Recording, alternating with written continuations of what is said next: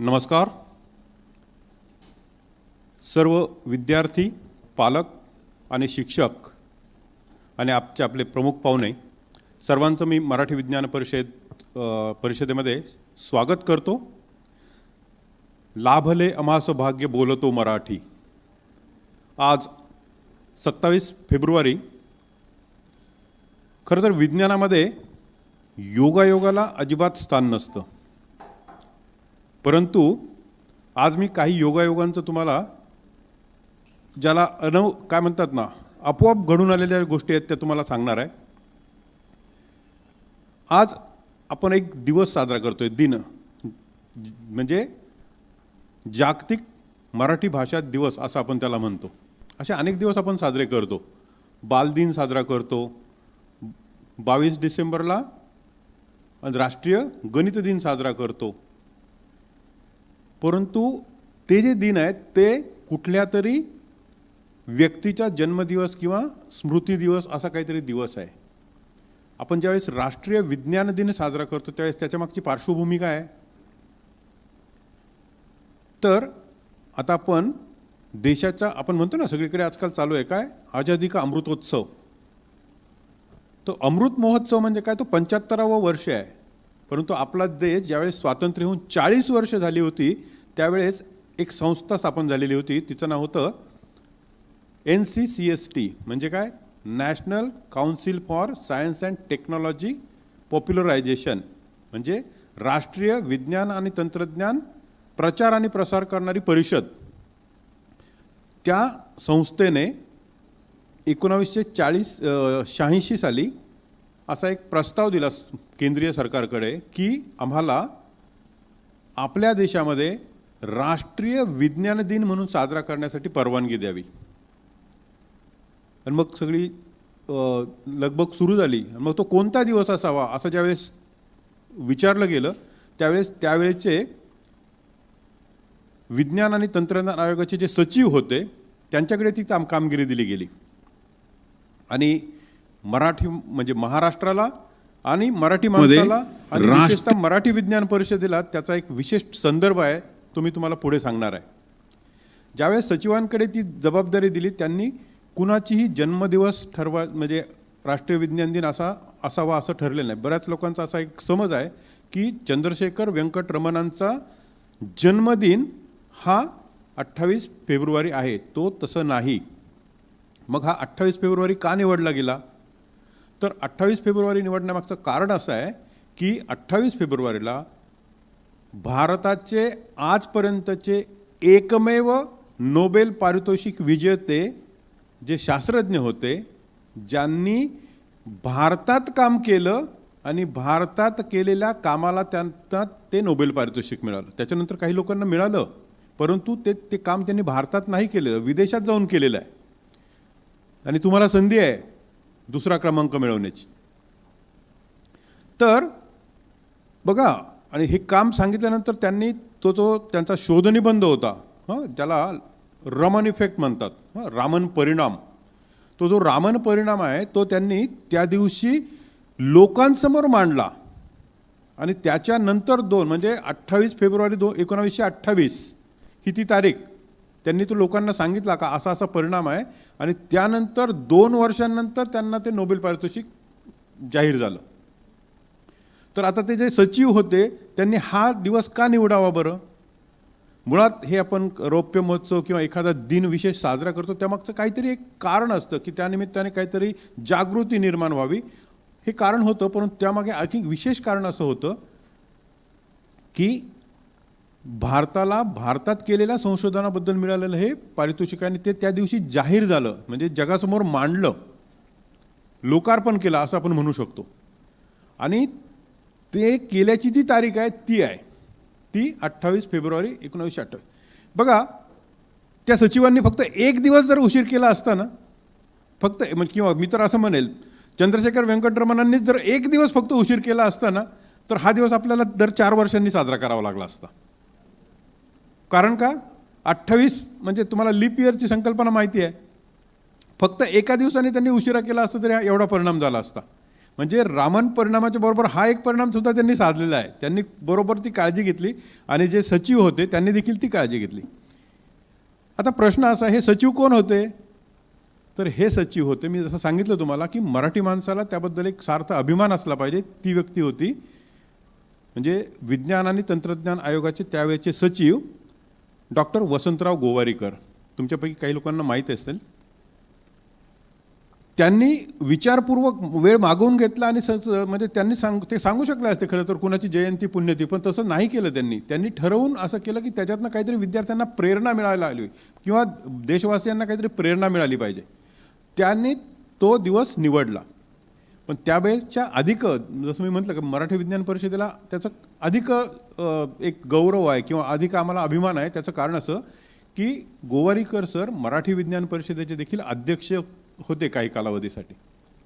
त्यामुळे राष्ट्रीय विज्ञान दिन 28 फेब्रुवारी म्हणजे ठरवण्यामध्ये मराठी माणसाचं विशेष योगदान आहे. त्यामुळे मराठी माणसाला त्याच्याबद्दल अधिक काहीतरी एक उर्मी वाटली पाहिजे, काहीतरी एक प्रेरणा वाटली पाहिजे आणि त्याच्यातनंच आपण काहीतरी नवनवीन गोष्टी केल्या पाहिजे, नवनवीन शिकलं पाहिजे. जसं मी सांगितलं की तुम्हाला भारतात केलेल्या कामाबद्दल दुसरं नोबेल पारितोषिक जर कुणाला मिळवायचं असेल तर ती संधी आहे सर्वांसाठी खुली. तर मी अशी अपेक्षा करतो की त्या संधीचा तुम्ही काहीतरी लाभ घ्याल. आणि जसं आज काय जागतिक मराठी भाषा दिन, आजकाल जे नवीन म्हणजे राष्ट्रीय शिक्षण धोरण जे आलेलं आहे ना, त्याच्यामध्ये प्रादेशिक भाषांमध्ये विज्ञान सांगायचं असं एक म्हणजे कलम आहे. पण गेली 57 वर्ष मराठी विज्ञान परिषदेचं जे ध्येय धोरण आहे ते हेच आहे की मराठी भाषेतून विज्ञान म्हणजे सांगण्यासाठी समृद्ध करणे आणि ते अधिकाधिक लोकांपर्यंत पोहोचविणे. राष्ट्रीय विज्ञान ही जी काय अगतिक स्थिती आहे ती म्हणजे जागतिक आणि अगतिक हे जे आहे त्याच्यामध्ये फक्त म्हणजे यमक नाही आहे. तर हे जर वाचवायचं असेल तर तुम्हाला मराठी भाषा बोलली पाहिजे, मराठी भाषा समृद्ध केली पाहिजे, त्याचा वापर केला पाहिजे. आणि ते करण्यासाठी तुम्ही आजपासनं प्रभावीपणे सुरुवात कराल अशी अपेक्षा करतो. आणि माझ्या मराठीची गोडी मला वाटते अविट, माझ्या मराठीचा छंद मला नित्य मोहवित, हे तुमच्या कृतीतनं दिसू द्या. धन्यवाद.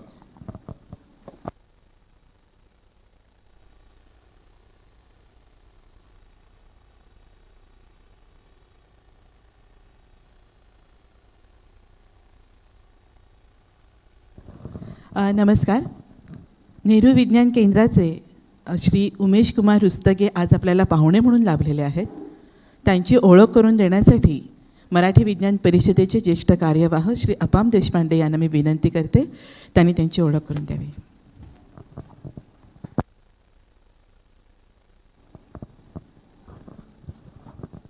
नमस्कार. आज आपल्याला जे पाहुणे लाभले ते विज्ञान क्षेत्रातलेच आहेत आणि मुंबईला नेहरू सायन्स सेंटर वरळीला आहे. तुमच्यापैकी किती जणांनी भेट दिली? हात वर करा जरा. हां, म्हणजे खूप जणांना भेट द्यायची आहे अजून. तेव्हा या सुट्टीमध्ये मे महिन्यामध्ये तुम्ही जरूर भेट द्या. तिथं खूप चांगली चांगली मॉडेल्स आहेत आणि खूप प्रकारचे प्रयोगसुद्धा तुम्हाला करायला मिळतात. तेव्हा उमेश कुमार रुस्तगी असं त्यांचं आडनाव आहे. हे बिट्स पिलानी या संस्थेमधून MS झालेले सायन्स कम्युनिकेशन म्हणजे विज्ञान कसं व्यक्त करावं याच्यासाठीच्या ज्या कला आहेत, लिखाण असेल, भाषण असेल, प्रदर्शनं असतील, ह्या सगळ्या कलांमधला जो काही कोर्स आहे तो कोर्स सायन्स कम्युनिकेशन तो त्यांनी केलेला आहे. त्याच्याशिवाय त्यांनी कुरुक्षेत्र विद्यापीठामधून फिजिक्समध्ये भौतिकशास्त्र MSc आणि MPhil केलेलं आहे. कुरुक्षेत्र नाव तुम्ही कुठं ऐकलं आहे का? गीता म्हणता तुम्ही कधी? गीतेचा एखादा श्लोक तुम्हाला पाठ आहे? गीतेमध्ये धर्मक्षेत्रे कुरुक्षेत्रे समवेता युयुत्सवा, तिथं कुरुक्षेत्र धर्मयुद्ध झालं तर त्यावेळेला त्या कुरुक्षेत्रावरती त्याने तिथल्या विद्यापीठामध्ये MSc आणि MPhil केलेलं आहे. त्याच्याशिवाय कलकत्त्याच्या संस्थेमधून सुद्धा त्याने पेंटासॉफ्ट, मी नवीनच ऐकलं हे नाव, या संस्थेमधून त्याने विविध माध्यमांचा मल्टीमीडिया असा एक डिप्लोमाचा कोर्स केलेला आहे. 1990 ते 93 या काळामध्ये ते महाविद्यालयामध्ये शिकवत होते, फिजिक्स शिकवत होते. आणि नंतर मात्र 94 साली त्याने आपल्या इथं नेहरू सायन्स सेंटरसारखी 27 केंद्र आहेत देशामध्ये. आणि ह्या केंद्रांची जी प्रमुख अशी संस्था आहे ती कलकत्त्यामध्ये आहे. त्याला सायन्स म्युझियम ची प्रमुख संस्था असं म्हणतात. तर त्यात या संस्थेमध्ये त्यांनी 1994 सालापासून काम करायला सुरुवात केली. म्हणजे 94 सालापासून आतापर्यंत 28 वर्ष झाली.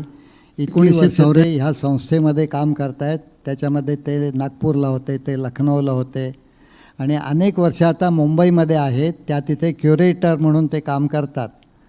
आणि त्यांची श्रेणी जी आहे.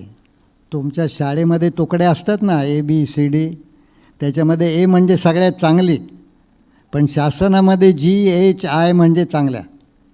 तेव्हा ते जी श्रेणीचे अधिकारी आहेत आणि त्यांनी अनेक प्रकारची प्रदर्शनं जागोजागी तयार केली आणि ती भरवलेली आहेत. उद्यालासुद्धा एक नवीन प्रदर्शनाचं उद्घाटन विज्ञान दिनाच्या निमित्ताने, राष्ट्रीय विज्ञान दिनाच्या निमित्ताने होणार आहे. आणखीन त्यांना अनेक पारितोषिकं मिळालेली आहेत. शाळेपासून त्यांना हरियाणा सरकारची शिष्यवृत्ती मिळालेली होती. ते उत्तम लेखक आहेत. काही मासिकांचे विज्ञान विषयातल्या संपादक आहेत. वक्ते आहेत चांगले. त्याचा अनुभव आता आपल्याला येईल. तेव्हा उमेश कुमार, मराठी विज्ञान परिषदेत तुमचं स्वागत आहे. धन्यवाद.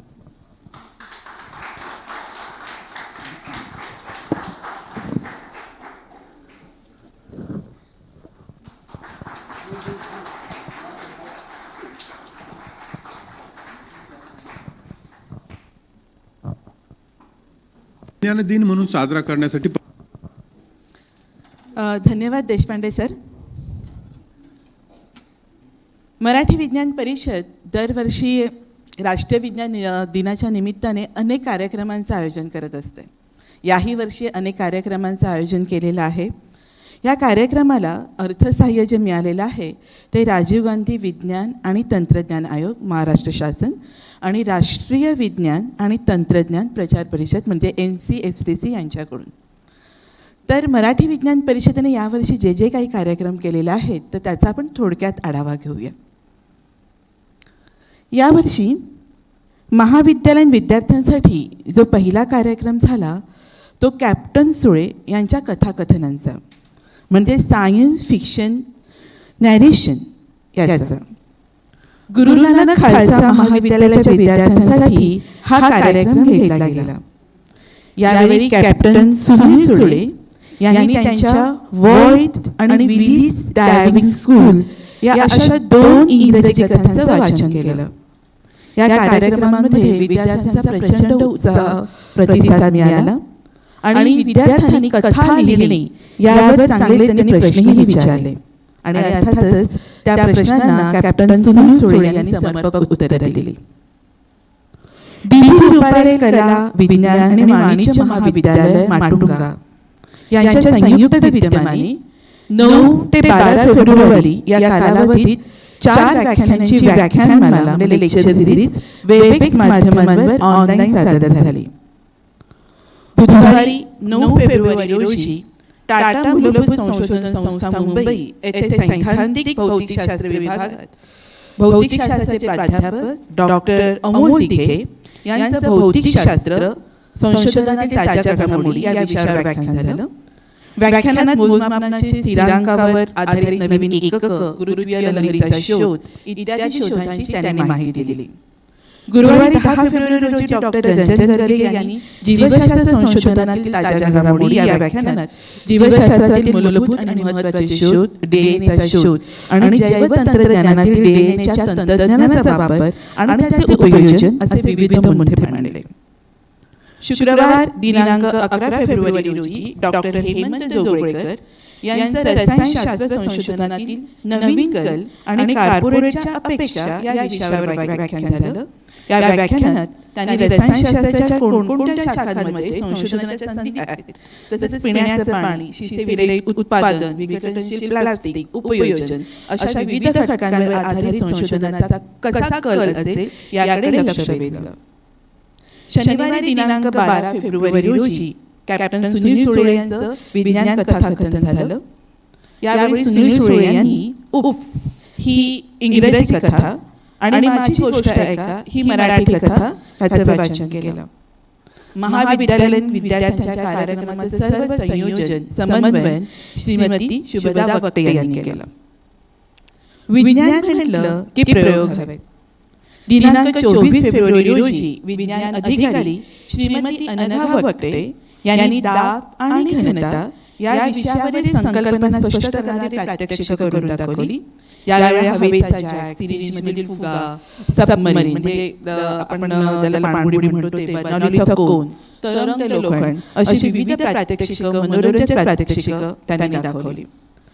यासाठी ह्या कार्यक्रमांतर्गत आपण विविध स्पर्धांचं सुद्धा आयोजन केलेलं होतं आणि त्यामध्ये विद्यार्थ्यांसाठी खास स्पर्धा आयोजित केलेल्या होत्या. या स्पर्धेसाठी मुंबईतील शाळांतून विद्यार्थी भवनात विद्यार्थी नेहमी उपस्थित राहतात, पण अर्थात यावर्षी मात्र ते करोनामुळे शक्य नाही झालं. त्याच्यामुळे ऑनलाईन किंवा संपर्क स्थापन प्रणालीतून ही स्पर्धा घेण्याचं निश्चित केलं आणि या दोन्ही स्पर्धांचं संयोजन श्रीमती सुचेता भिडे यांनी केलं. जी पहिली स्पर्धा होती ती होती प्रयोग सादरीकरण आणि ह्याचा विषय होता माझे दप्तर माझी प्रयोगशाळा. विद्यार्थी दप्तराचे साहित्यातून म्हणजे वही, पुस्तक, खोडरबर, कंपास पेटीचे साहित्य असेल ते, कात्री, फेविकॉल किंवा जे शाळांमध्ये नेऊ शकतात अशा काही गोष्टी अशांचा वापर करून एखादा 5 मिनिटाचा प्रयोग दाखवतील आणि त्याची कारणमीमांसा सांगतील असं अपेक्षित धरलं होतं. या स्पर्धेसाठी 77 विद्यार्थ्यांनी नोंदणी केली होती. प्रत्यक्ष 55 विद्यार्थी सहभागी झाले. अर्थात काही ज्या शाळा आहेत त्यांनी आपले बरेच विद्यार्थी ह्यासाठी पाठवले हे मुख्यतः नमूद करावं लागेल. आणि विद्यार्थी संख्या जास्त असल्यामुळे 17 फेब्रुवारी आणि 18 फेब्रुवारी असे 2 दिवस आम्हाला ही स्पर्धा घ्यावी लागली. विद्यार्थ्यांनी घरून आणि प्रयोगशाळेतून प्रयोगांचं सादरीकरण केलं. यासाठी श्रीमती चारुशीला जुईकर, शुभदा वक्ते, श्रीमती अनघा वक्ते यांनी विद्यार्थ्यांच्या प्रयोग सादरीकरणाचं परीक्षण केलं. विद्यार्थ्यांनी स्थितिके, विद्युत, हवेचा दाब, गुरुत्व मध्य, न्यूटनचे गतिविषयक नियम, क्रोमॅटोग्राफी अशा इतर वैज्ञानिक संकल्पनांवर आधारित प्रयोग दाखवले. या सर्व विद्यार्थ्यांचा प्रयत्न अतिशय स्तुत्य होता. आता आपण ह्याचा जो निकाल आहे तो पाहूया. जो प्रथम क्रमांक आहे तो प्रथम क्रमांक मिळाला चिकित्सक समूह शिरोळकर हायस्कूल गिरगावच्या रेशम अजित घाणेकर हिला. तर द्वितीय क्रमांक मिळाला सायली पुकाले, ही लक्ष्मीबाई खानोलकर हायस्कूल चुनाभट्टीची विद्यार्थिनी आहे. श्रुती दत्ता अजबे ॲफॅक इंग्लिश स्कूलची विद्यार्थिनी आहे, तिला तृतीय क्रमांक मिळाला. आणि उत्तेजनार्थ क्रमांक आहे किंवा उत्तेजनार्थ बक्षीस दिलं गेलं तर रोहन घाणेकर याला, तो चिकित्सक समूहाचा हायस्कूलचा विद्यार्थी आहे. आता आपण प्रथम क्रमांक जिने पटकवला त्या रेशम अजित घाणेकर हिने केलेलं सादरीकरण आता पाहूया. नमस्कार, माझे नाव रेशम अजित घाणेकर असून मी इयत्ता 9वी अ मध्ये शिकत आहे. माझ्या प्रयोगाचे नाव आहे स्थितीज ऊर्जा म्हणजे स्टॅटिक एनर्जी म्हणजे काय असतं. तर त्याआधी मी एक प्रयोग करून दाखवते. त्यासाठी मी एक स्वेटर घेतला आहे जो मी थंडीमध्ये शाळेत घालून जाते, मला खूप थंडी लागते त्यामुळे. हे एक पेन घेतलेलं आहे जे माझ्या कंपास पेटीमध्ये असतं आणि हे काही कागदाचे तुकडे आहेत. आता मी हे पेन या स्वेटरवरती घासते. काही कागदाचे तुकडे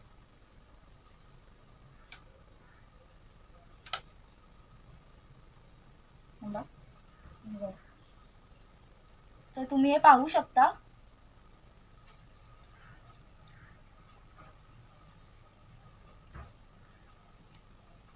तर हे काय झालं आता? ही कोणती एक जादू तर नव्हती ना? नाही, ही होती स्थितीज ऊर्जा म्हणजे स्टॅटिक एनर्जी. तर आता मी याचं तुम्हाला स्पष्टीकरण देते. त्याआधी आपण मॅटर विषयी जाणून घेऊया. मॅटर म्हणजे एक भौतिक पदार्थ व त्याच्या अंतर्गत भागात ॲटम असतात आणि ॲटमच्या अंतर्गत भागात प्रोटॉन असतात आणि न्यूट्रॉन असतात आणि इलेक्ट्रॉन हे फ्री असतात. प्रोटॉन म्हणजे पॉझिटिव्ह चार्ज, इलेक्ट्रॉन म्हणजे निगेटिव्ह चार्ज आणि न्यूट्रॉन म्हणजे न्यूट्रल. नेहमी पॉझिटिव्ह आणि निगेटिव्ह चार्ज हे एकत्र येतात, तर सेम चार्जेस म्हणजे पॉझिटिव्ह आणि पॉझिटिव्ह हे चार्जेस नेहमी एकमेकांपासून दूर होतात. जेव्हा मी हे पेन या स्वेटरवरती घासलं तेव्हा या स्वेटरमध्ये असलेले फ्री इलेक्ट्रॉन्स या पेनामध्ये अट्रॅक्ट झाले. म्हणजेच या पेनामध्ये असलेल्या प्रोटॉन आणि इलेक्ट्रॉनच्या संख्येपैकी इलेक्ट्रॉनची संख्या ही प्रोटॉनच्या संख्येपेक्षा जास्त प्रमाणात झाली. म्हणूनच मी हे पेन जेव्हा या कागदांच्या तुकड्यांजवळ नेलं तेव्हा पॉझिटिव्ह आणि निगेटिव्ह चार्ज नेहमी एकत्र येतात. या नियमानुसार हे कागदाचे तुकडे या पेनाला चिकटले. हीच होती स्थितीच्या ऊर्जा. तर तुम्हाला हे नक्की समजलं असेल अशी मी आशा करते. मला सहकार्य केलं त्याबद्दल धन्यवाद.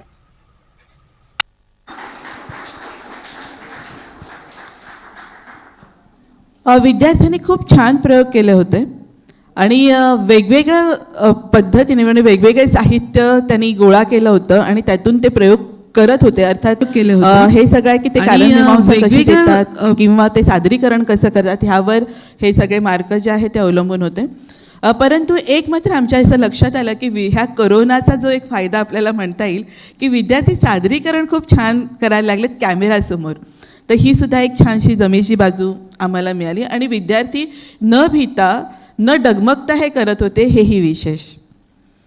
तर आता आपण पुढच्या स्पर्धेकडे जाऊया. ती होती वक्तृत्व स्पर्धा. ह्यावेळेला आम्ही शास्त्रज्ञांचे किस्से मुलांनी सांगावेत यासाठी ही स्पर्धा घेतली होती. म्हणजे 5 मिनिटामध्ये एखाद्या शास्त्रज्ञाची किस्से त्यांनी सांगणं अपेक्षित होतं, चरित्र नव्हे तर किस्से. आणि त्यांनी ती चित्रफित परिषदेकडे पाठवतील असं अपेक्षित होतं. आणि ह्या स्पर्धेसाठी 47 विद्यार्थ्यांनी सहभाग घेतला होता. ह्याचं परीक्षण केलं होतं त्या अभिवाचक आणि निवेदिका ज्या आहेत श्रीमती धनश्री करमरकर आणि आमची शाळा चेंबूर यातील निवृत्त शिक्षिका श्रीमती मृणालिनी साठे. मृणालिनी साठे ह्यांनी विज्ञान कशा पद्धतीने आहे किंवा तो विज्ञानाचा जो भाग आहे तो बघितला. तर धनश्री करमरकर यांनी सादरीकरण जो कसा आहे किंवा कशा पद्धतीने करतात ते बघितलं. Newton, doctor Homi Bhabha, doctor CV Raman, Edison, George Washington Carver इत्यादी शास्त्रज्ञांच्या गोष्टी आणि माहिती आणि किस्से यावेळेला सांगितले गेले. विद्यार्थ्यांचा धीटपणा खूपच चांगला होता. पण बऱ्याचशा विद्यार्थ्यांनी आम्हाला जे जाणवलं ते म्हणजे बऱ्याचशा विद्यार्थी वाचून दाखवत होते, म्हणजे तोही एक फायदा होता त्यांचा. पण कथन जे करत होते म्हणजे ज्यांनी खरोखर किस्से सांगितले अशा विद्यार्थ्यांनाच आम्ही निवडलं, जे वाचत होते त्यांना नाही. पण ते अभिवाचन मात्र खूप चांगलं करत होते असं धनश्री करमरकर यांनी अगदी आवर्जून सांगितलं. ह्या स्पर्धेचा आपण निकालही पाहूया. प्रथम क्रमांक लोकमान्य विद्यालय वरोरा चंद्रपूरचा आर्यन पिसे याला मिळालेला आहे. तर द्वितीय क्रमांक विभागून दिलेला आहे ध्रुव तांडेल आणि सस्मिता सावंत. ध्रुव तांडेल हा चिकित्सक समूहाचा विद्यार्थी आहे, तर सस्मिता सावंत पार्ले टिळक विद्यालयाची विद्यार्थिनी आहे. उत्तेजनार्थ बक्षीस मिळवले दशमी तुषार रामगुडे. ही चिकित्सक समूह शिरोळकर हायस्कूल गिरगावची विद्यार्थिनी आहे. तर आता आपण प्रथम क्रमांक ज्याला मिळाला आहे तो म्हणजे आर्यन पिसे, त्याची चित्रफित पाहूया. त्याने कशा पद्धतीने ही शास्त्रज्ञाचे किस्से किंवा शास्त्रज्ञाची माहिती सांगितलेली आहे.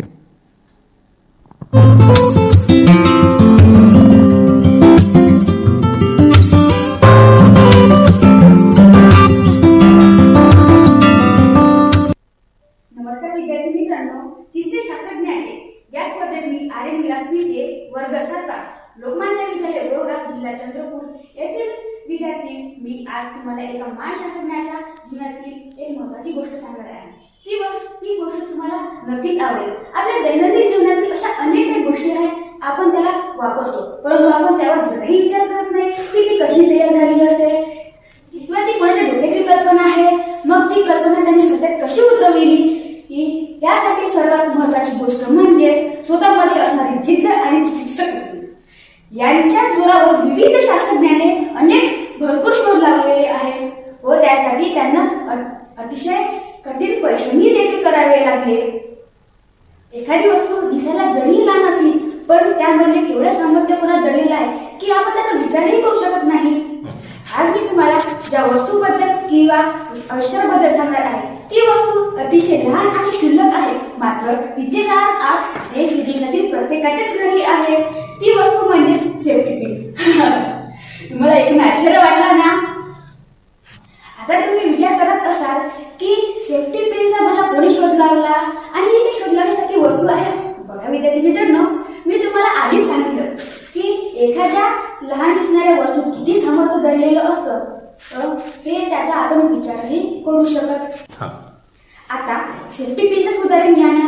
ही वस्तू आज प्रत्येकाच्या जीवनातील रोजच्या वापरातील गोष्ट झाली आहे. ही वस्तू दिसायला जरी लहान व क्षुल्लक असली पण आज एवढंच मोठं लोकप्रियता आणि महत्त्व प्राप्त झालेलं आहे की ती प्रत्येकाच्याच घरी असते. महिला वर्गांकडे तर त्यांच्या पर्समध्ये हमखास सेफ्टी पिनाचा सेट असतो. समजा मी शाळेत जात असताना अचानक माझ्या शर्टचं बटन तुटले तर त्यावर तात्काळ उपाय म्हणून माझी आई सेफ्टी पिनचा वापर करते. किंवा माझ्या दफ्तरची चेन खराब झाली तिथे देखील सेफ्टी पिनचा उपयोग होतो. पण ही आपल्या रोजच्या वापरातील वस्तू म्हणजे सेफ्टी पिनचा काही वर्षापूर्वी कोणी शोध लावला होता हे तुम्हाला माहित आहे का? चला तर मित्रांनो, आज ऐकूया त्याच शास्त्रज्ञाचा छोटासा किस्सा. वॉल्टर हंट नावाचा एक अमेरिकन शास्त्रज्ञ होता. त्याच्या नावावर अनेक तांत्रिक शोध आहेत. तो फार हुशारही होता. एकदा त्याच्यावर खरा काळ चालून आला. त्याने अक्षरशः आपल्या मित्रांकडून $15 उधार घेतले. त्याच्यावर ओढवून आलेल्या परिस्थितीवरही त्याला मात करायची होती आणि मित्रांकडून उधार घेतलेलेही पैसे देखील त्याला परत करायचे होते. एकदा तो बसल्या याच घटनांचा विचार करत होता. विचार करता करता तो एका धातूच्या तारेसोबत खेळत होता. खेळता खेळता त्याच्या हातातून नकळत एका तारेचं वेटोळ तयार झालं. मग त्याच्या लक्षात आलं की तारेला वेटोळ घातल्यावर तार थोडी स्प्रिंग सारखी करते. तिला दाबून धरलं तरच तारेची दोन्ही टोकं जवळ असतात, अन्यथा ती एकमेकांपासून लगेच दूर होतात. मग त्याने विचार केला की तारेच्या दोन्ही टोकांसमोर काही अडकविण्यासाठी केलं तर ही वस्तू काही गोष्टी जोडण्यासाठी उपयोग होईल. मग त्याने तसंच केलं. त्यातूनच सेफ्टी पिनचा आविष्कार झाला. मग त्याने त्या डिझाईनला एका WR नावाच्या कंपनीला विकले. ही गोष्ट 1849 सालची आहे. वॉल्टर हंट या टेलिफोन डिझाईनच्या पिन्सचा इतका मोठ्या प्रमाणात वापर होईल हे त्याला स्वप्नातही वाटलं नव्हतं. त्याने हे डिझाईन WR नावाच्या कंपनीला फक्त $400 विकलं. या प्रसंगाने त्याची उधारी तर सुटलीच वर त्याला पैसे देखील खर्चायला शिल्लक राहिले. एवढाच त्याचा विचार होता. पण पुढे जाऊन सेफ्टी पिनला अफाट लोकप्रियता मिळाली कारण लोक त्याचा वेगवेगळ्या प्रकारे कल्पनेने वापर करू लागले. WR नावाच्या कंपनीला या पिन्सच्या उत्पादनातून लाखो रुपये कमवले. बघा विद्यार्थी मित्रांनो, कधी कधी क्षुल्लक वाटणाऱ्या या कल्पनेत एवढं मोठं सामर्थ्य दडलेलं असतं ते वॉल्टर हंट या शास्त्रज्ञाच्या छोट्याशा किस्स्यावरून लक्षात येतं. देश विदेशातील शास्त्रज्ञ ज्यांनी विविध शोध लावून आपल्या देशाचे स्थान उंचावले अशा सर्व शास्त्रज्ञांना मी विनम्र अभिवादन करतो आणि किस्से शास्त्रज्ञाचे या स्पर्धेत इथेच थांबतो. धन्यवाद.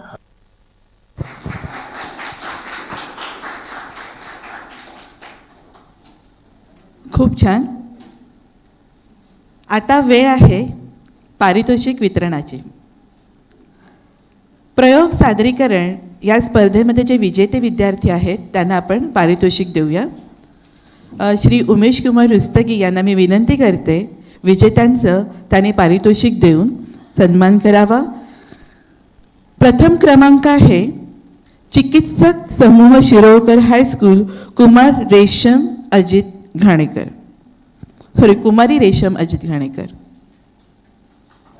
सरांकडे.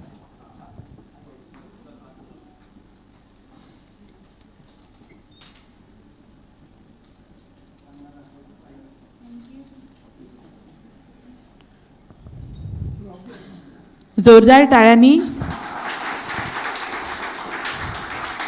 तिला प्रोत्साहन देऊया.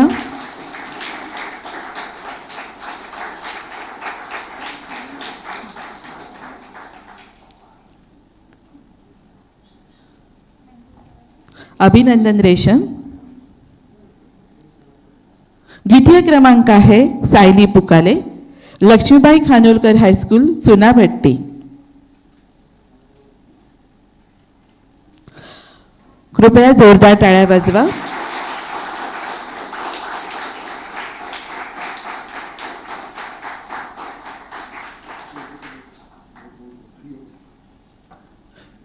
तृतीय क्रमांक आहे श्रुती अजबे, अफॅक इंग्लिश स्कूल, चेंबूर.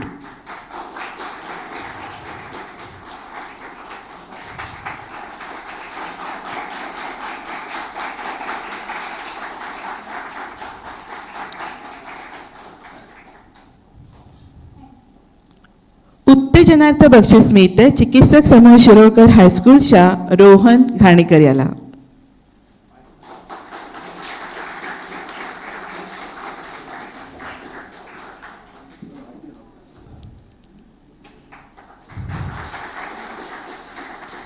सर्व विजेत्यांचं पुन्हा एकदा अभिनंदन आणि कौतुकही.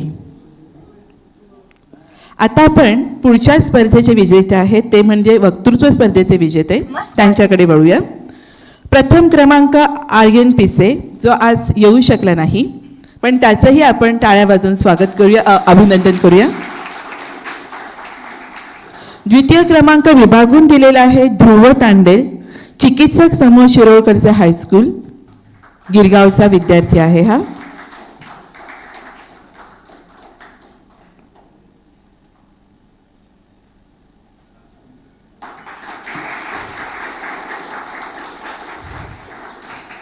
आणि पार्ले टिळक विद्यालय विले पार्लेची सस्मिता सावंत.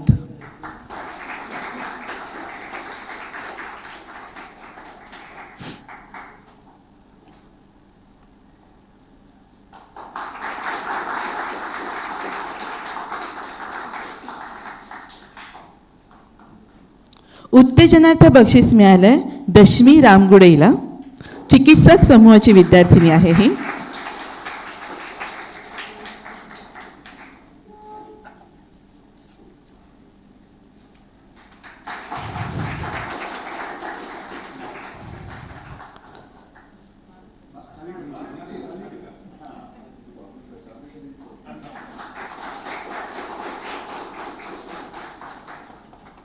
मंडळी, तुमच्या लक्षात आलं असेल की काही शाळा परत परत येतात, पण अर्थातच त्या शाळेतले जे शिक्षक असतात ना, ते त्या विद्यार्थ्यांना प्रोत्साहन देत असतात आणि त्यामुळेच हे शक्य होतं. तर शाळेतले शिक्षक हा एक अतिशय महत्त्वाचा घटक आहे. हो, यावेळेला अफॅक इंग्लिश स्कूल ह्यानी जे प्रयोग सादरीकरण होतं त्यामध्ये आपले जवळपास 30 विद्यार्थी आपल्याकडे पाठवले होते. म्हणजे त्यांना उद्युक्त करणं हे वाटतं तितकं सोपं काम नाही आहे, पण ते त्यांनी केलं आहे. तर त्या शाळेच्या विज्ञान शिक्षिका श्रीमती हर्षदा साळुंके इथे आहेत, तर त्यांना मी विनंती करते त्यांनी 2 मिनिटात आपलं मनोगत मांडावं.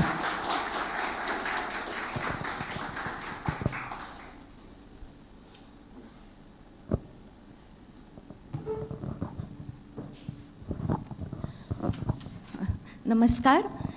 व्यासपीठावर उपस्थित मान्यवर, मराठी विज्ञान परिषदेचे अधिकारी, कार्यवाह, या ठिकाणी उपस्थित शिक्षक, पालक आणि माझ्या प्रिय विद्यार्थी मित्रांनो, या ठिकाणी सर्वप्रथम मला मराठी विज्ञान परिषदेचे मनापासून आभार मानावेसे वाटतात की माझे दप्तर माझी प्रयोगशाळा हा अभिनव संकल्पना आणि ती पण स्पर्धेचं, या अभिनव संकल्पनेचं स्पर्धेचं आयोजन त्यांनी केलं.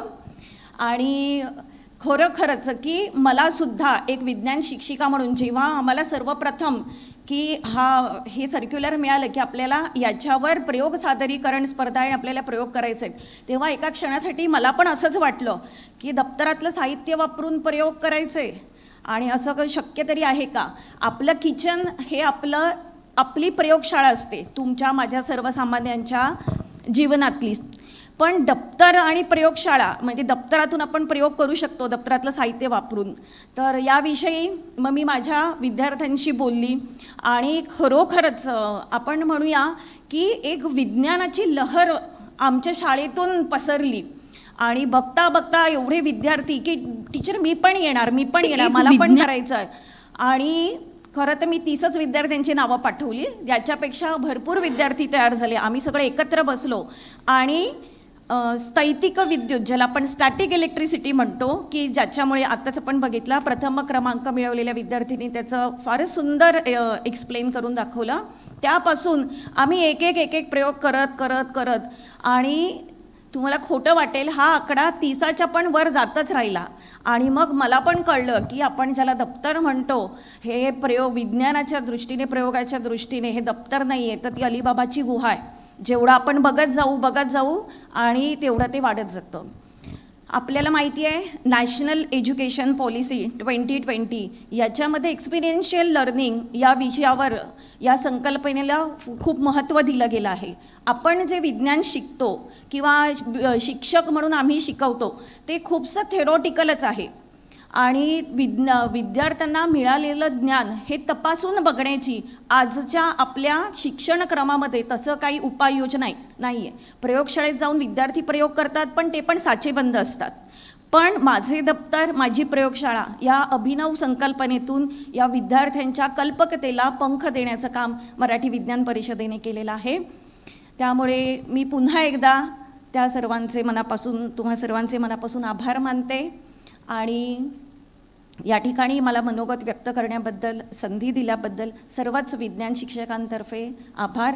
आणि अजून एक गोष्ट, चिकित्सक समूह गिरगाव इथल्या माझ्या ज्या मैत्रिणी आहेत तर त्यांनीसुद्धा खास करून मला सांगितलेलं आहे की माझ्यातर्फे पण मनोगत व्यक्त कर. आणि त्या मनोगतातली सर्वात महत्त्वाची गोष्ट मला सांगावीशी वाटेल की विज्ञान शिक्षक म्हणून जेव्हा आम्ही मदतीसाठी यापैकी कुणालाही इथले जे सदस्य आहेत यांना कॉल करतो तेव्हा वेळ न बघता ते आम्हाला नेहमी मदत करतात. आणि सुचेता मॅडम, मी त्यांना भरपूर वेळा कॉल केला कारण माझं या ठिकाणी या स्पर्धेमध्ये मी पहिल्यांदाच माझ्या शाळेने पार्टिसिपेट केलं आणि आपल्याला माहिती आहे की ऑनलाईन असल्यामुळे थोड्या अडचणी मला पण आल्या, पण त्यांनी खूपच छान सपोर्ट केला. तर पुन्हा एकदा मनपूर्वक आभार. धन्यवाद.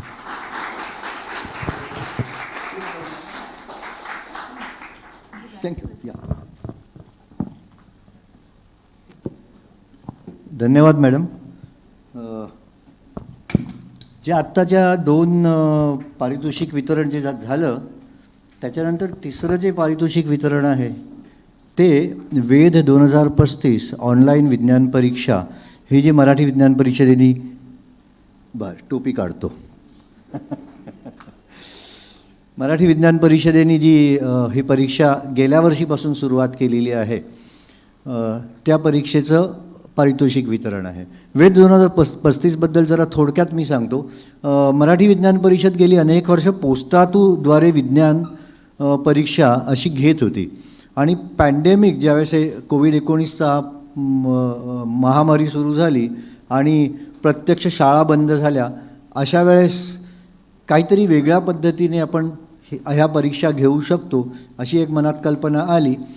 आणि मग विचार आला की जर का मोठ्या संख्येने जर का यामध्ये विद्यार्थी सहभागी होणार असतील तर आपल्याला ऑनलाईन परीक्षा घेतली पाहिजे आणि त्या ऑनलाईन परीक्षेचं संपूर्ण तंत्र जे आहे हे संपूर्ण तंत्र हे संगणकीय प्रणालीतूनच व्हायला पाहिजे.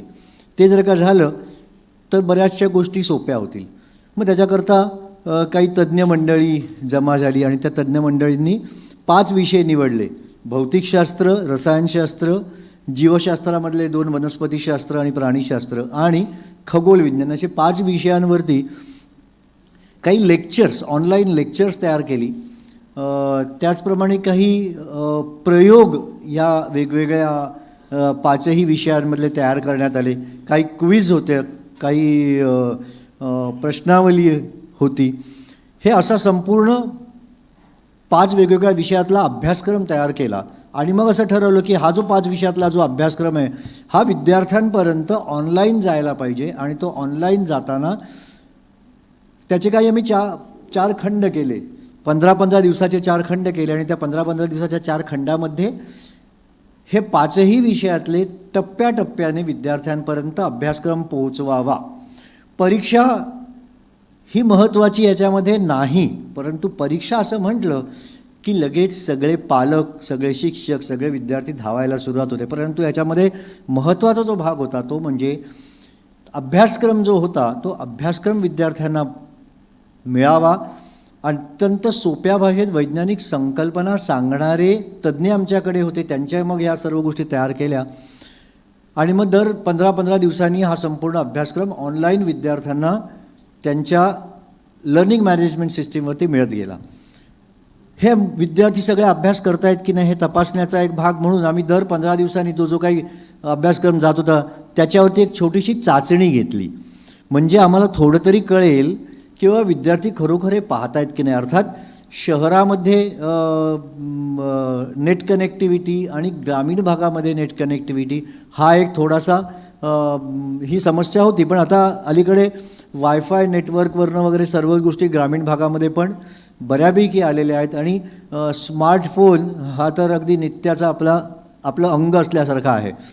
तर ग्रामीण भागातले विद्यार्थीसुद्धा मोठ्या संख्येने मग या परीक्षेमध्ये सामील झाले. दर 15 दिवसांनी होणारी ही जी चाचणी होती ती संपल्यानंतर मग 2 खंडामध्ये आम्ही याची परीक्षा घेतली.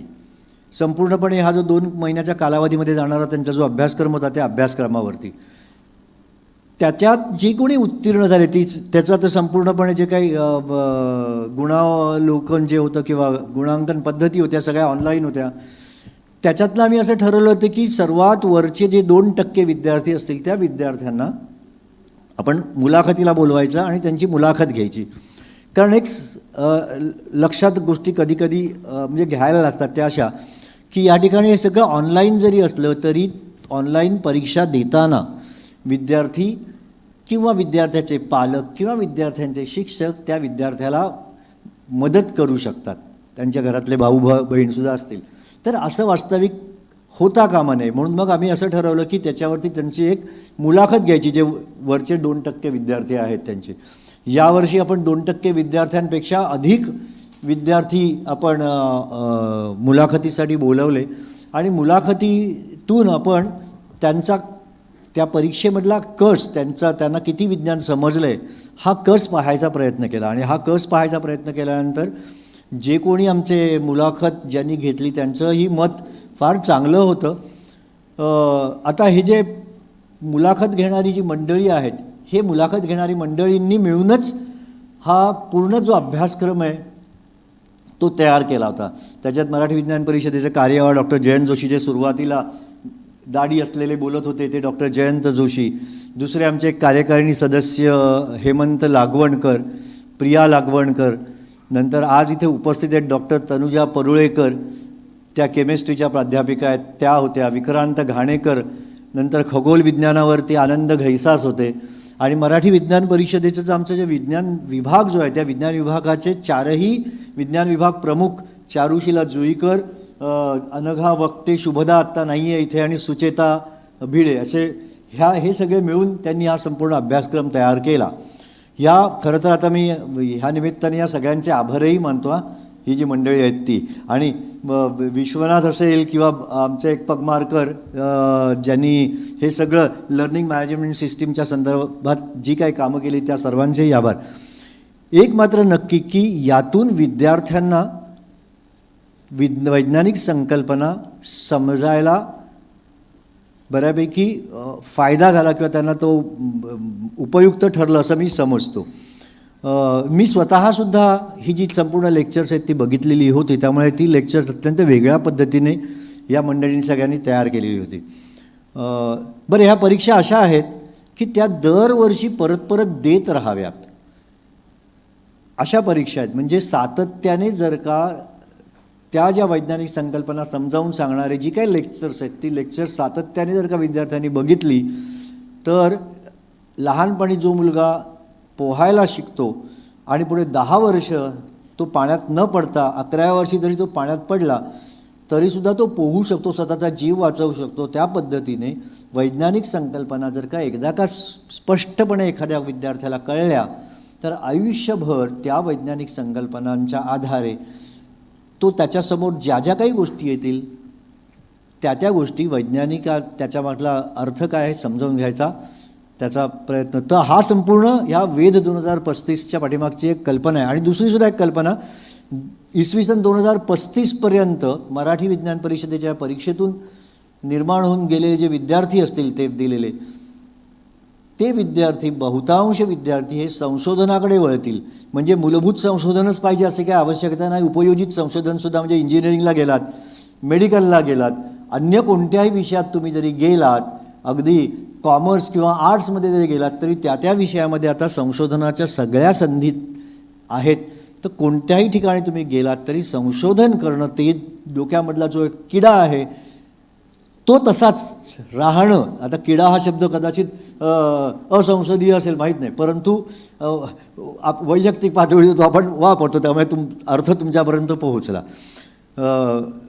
मला आता ही जी पारितोषिकं आपण देणार आहोत त्याच्यामध्ये पहिलं पारितोषिक हे टेलिस्कोप आहे, दुसरं पारितोषिक हे द्विनेत्री म्हणजे बायनॉक्युलर आहे, तिसरं मायक्रोस्कोप आहे, चौथं एक मोठा संचय विज्ञान प्रयोगांचा, आणि 5वं जे होतं ते अर्थात हे सगळं करताना जे कोणी परीक्षक होते त्या परीक्षकांनी कोणत्या विद्यार्थ्याला पहिलं, दुसरं, तिसरं हे त्यांनी ठरवलं, त्याच्यानुसार हे सगळं आहे. पारितोषिक मिळवणं हे एक आनंदाची गोष्ट असली तरी पारितोषिकापेक्षासुद्धा महत्त्वाचा भाग आहे की तो अभ्यासक्रम जो आहे तो नेटाने प्रत्येक विद्यार्थ्यांनी जर का पुरा केला असेल तर त्याचा आयुष्यात त्याला फायदा होईल. आपण आता पारितोषिक वितरण करू. पारितोषिक वितरण झाल्यानंतर एक 2-3 पालक किंवा एखाद 2 विद्यार्थी 1-1 मिनिटात आपलं या वेद 2035 विषयी आपलं मनोगत व्यक्त करतील आणि मग आपण रस्तगी सर जे आहेत त्यांचं जे मुख्य भाषण आहे त्याच्याकडे वळूया. ठीक आहे, धन्यवाद.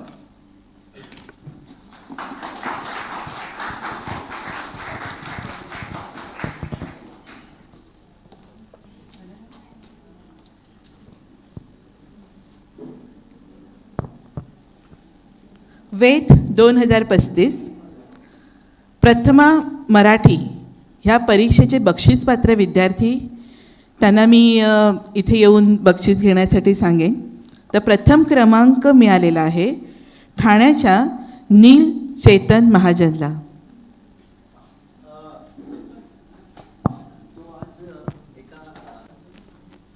छात्रसेनेच्या कॅम्पला गेलेला आहे, त्यांची आई आणि वडील आलेले आहेत, ते किती त्याचं आपण टाळ्या वाजवून छानसं कौतुक करूया.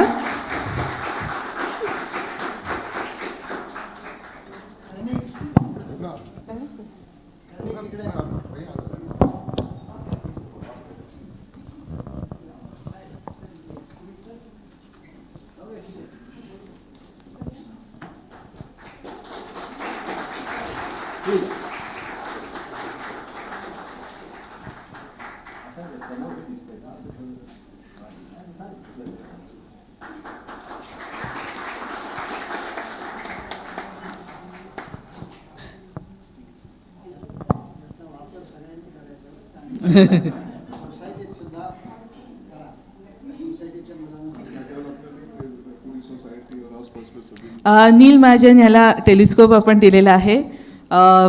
दूरवरचा आकाश तो नक्कीच काबीज करेल यात शंका नाही. लक्ष चेतन लिमये डोंबिवली याला 2य क्रमांक मिळालेला आहे आणि त्याला मिळत आहे बायनॉक्युलर. जरा टाळ्या जोरात वाजू देत.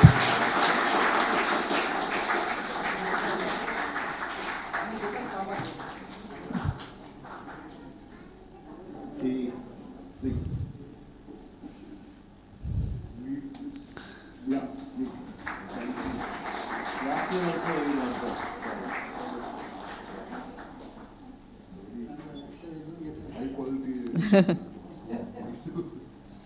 तृतीय क्रमांक आहे इनेश आशुतोष पैलवान. हा कुर्ल्याचा विद्यार्थी आहे आणि त्याला आपण बक्षीस म्हणून देत आहोत मायक्रोस्कोप.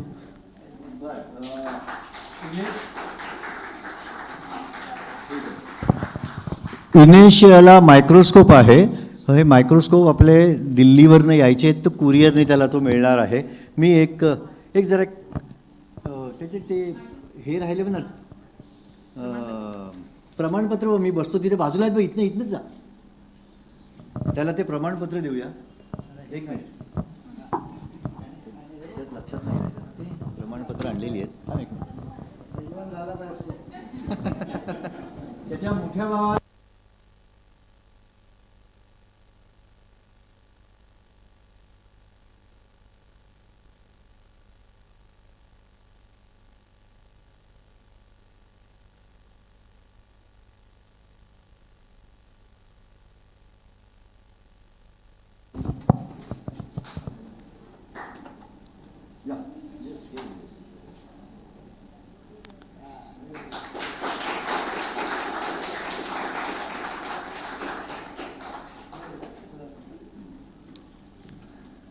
चौथा क्रमांक आहे मल्हार अभिनय जाधव, ठाणे येथील विद्यार्थी. त्याला मिळतं मोठा विज्ञान प्रयोग संच.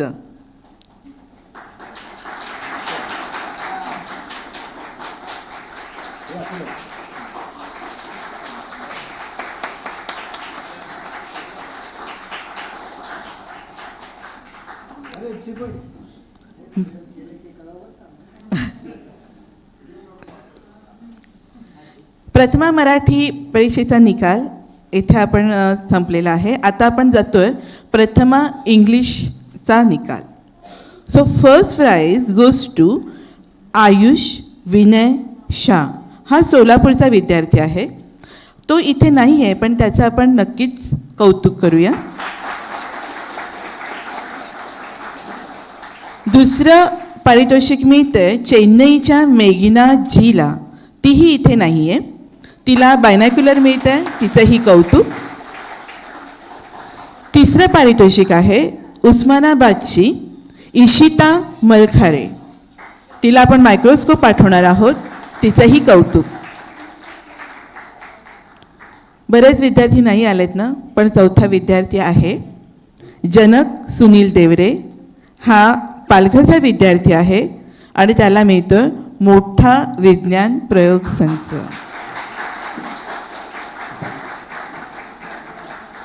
छान.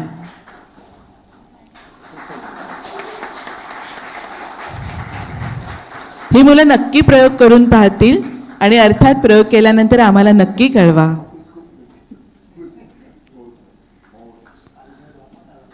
पाचवं बक्षीस जातं त्या अत्रेयू शाहू याला. पुण्याचा विद्यार्थी आहे.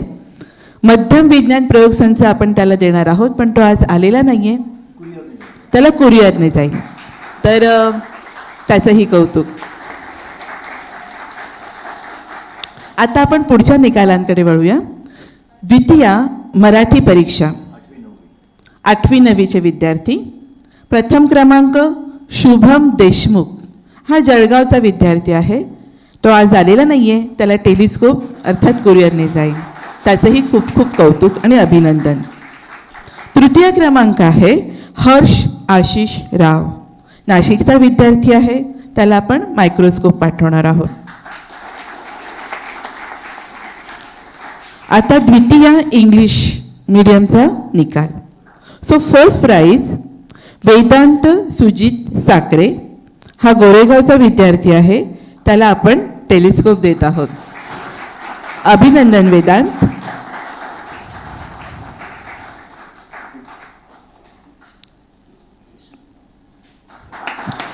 खूप खूप अभिनंदन.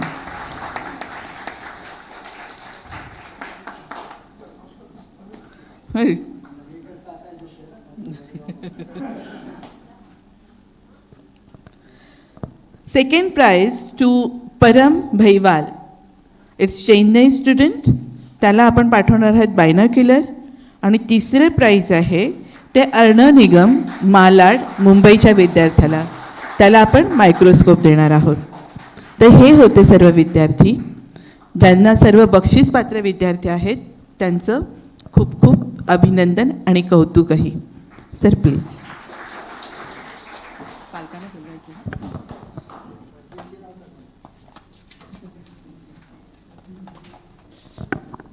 पालकांपैकी मॅडम प्लीज.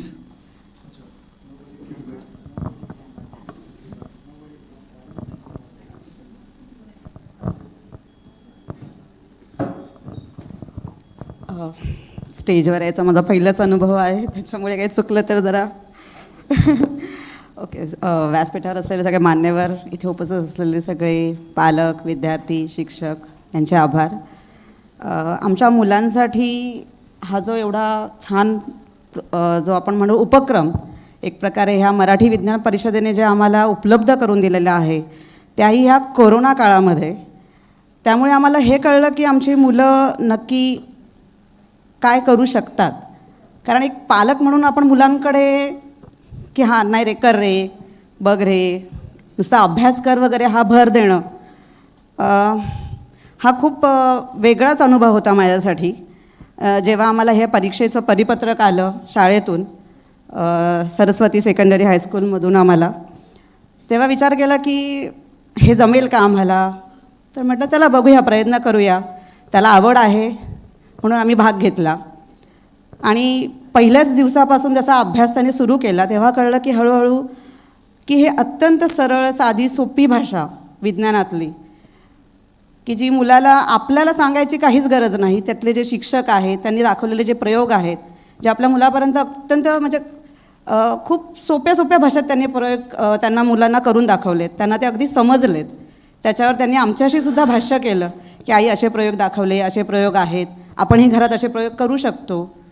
हा आत्मविश्वास त्याला ह्या मराठी विज्ञान परिषदेच्या हे जे व्यासपीठ त्यांनी आम्हाला मुलांसाठी तयार करून दिले आहे त्याच्यातून त्याला आले. आपण मगाशी सर म्हटलं तसं की स्वयंपाकघरातून मुलं शिकतात, पण नुसतं स्वयंपाकघर असं नाही, घरातली प्रत्येक वस्तू मुलं शिकतच राहतात. कुठेतरी काहीतरी बघितलं की हे बघ, ते कर, हे तोड, ते जोड, हे चालूच असतं त्यांचं विज्ञान. हे सगळं ह्या मराठी विज्ञान परिषदेतून जे लहान लहान प्रयोग होते त्याच्यातून मुलांनी खरंच खूप छान अनुभव घेतलेत. खूप सुंदर सुंदर कृतीसुद्धा त्यांनी घरात केल्या. त्यासाठी इथल्या सगळ्या शिक्षकांचे जे त्यांना मदत केली त्या गोष्टीसाठी त्यांचे खरंच आभार. अजून काय बोलू. आणि त्याला ह्या प्रयोगासाठी ज्या आमच्या पौर्णिमा दळवी मॅडम आहेत, ज्या त्याला होमी बाबासाठी त्यांनी जीवशास्त्राला शिकवतात, त्यांनी आम्हाला खूप मोलाचे मार्गदर्शन त्यांनी नीलला केलेत. त्यांचेही खूप खूप आभार. पुन्हा एकदा सगळ्यांचे धन्यवाद, आभार. धन्यवाद. धन्यवाद. लिमय मॅडम या प्लीज, नंतर तुम्ही या. नमस्कार. सर्वप्रथम सर्व विजेत्या माझ्या बालमित्रांचे सगळ्यात प्रथम खूप खूप कौतुक आणि खूप खूप अभिनंदन. स्टेजवर उपस्थित असलेले मान्यवर. आणि ही जी वेद परीक्षा आहे ही आता माझा जो मुलगा आहे ही दुसऱ्यांदा देतो आहे यावर्षी. मागच्या वर्षी तो प्रथम आला होता, यावर्षी द्वितीय आला. सांगण्यासारखं या परीक्षेबद्दल असं आहे की ही जी परीक्षा जी डिझाईन केली आहे त्याचे जे टप्पे आहेत, जर तुम्ही त्याचा अभ्यासक्रम बघितला, आता त्याचा अभ्यास घेताना माझा एक भरपूर अभ्यास झाला जो मी 20-22 वर्षांपूर्वी केला होता, तो मी पूर्णपणे विसरलो होतो. त्याच्यामुळे मराठीतून शास्त्र कसं शिकायचं, किती सोप्या भाषेत शिकू शकतो, कसे प्रयोग करू शकतो, आणि त्याचे जे टप्पे आहेत, म्हणजे नुसतं थेरॉटिकल अभ्यास करून नुसते मार्क मिळवणे ही डिफरंट गोष्ट आहे. पण ते जे आपल्याला जे समजलं आहे ते एखाद्या प्रयोगातून समोरच्या व्यक्तीला कसं आपण सांगू शकतो की ह्याच्या मागे काय सायन्स लपलेलं आहे, म्हणजे ते कळणं मुलांना फार गरजेचं आहे. जेणेकरून ते पुढच्या आयुष्यात जेव्हा ते मोठी होतील प्रत्येक गोष्टी मागे काय कारण आहे त्याचं म्हणजे प्रश्न पडले पाहिजेत मुलांना. आणि ते एक्झॅक्टली त्या प्रयोगातून जी काही एकदम सोपे प्रयोग होते आपण रोज करतो घरात, पण आपण त्याच्या मागचं सायन्स कधीच शोधण्याचा प्रयत्न करत नाही. आणि एक्झॅक्टली ह्या ह्याच्या माध्यमातून मुलांना ती सवय लागावी, त्याच्या मागे काय सायन्स काय, त्याच्या मागे कारणं काय आहेत ती मुलांना कळावीत, त्यांनी ते प्रयोग करून बघावेत आणि त्याच्यामधून त्यांनी काहीतरी शिकून पुढे जाऊन देशाला उपयुक्त होईल असं काहीतरी संशोधन करून ती मुलं मोठी झाली पाहिजे. परदेशात न जाता आपल्या देशात राहून त्यांनी आपल्या देशासाठी काहीतरी केलं पाहिजे. ही जी भावना आणि ही जी संकल्पना आहे ही अतिशय उत्तम आहे. माझं फक्त थोडंसं एक म्हणजे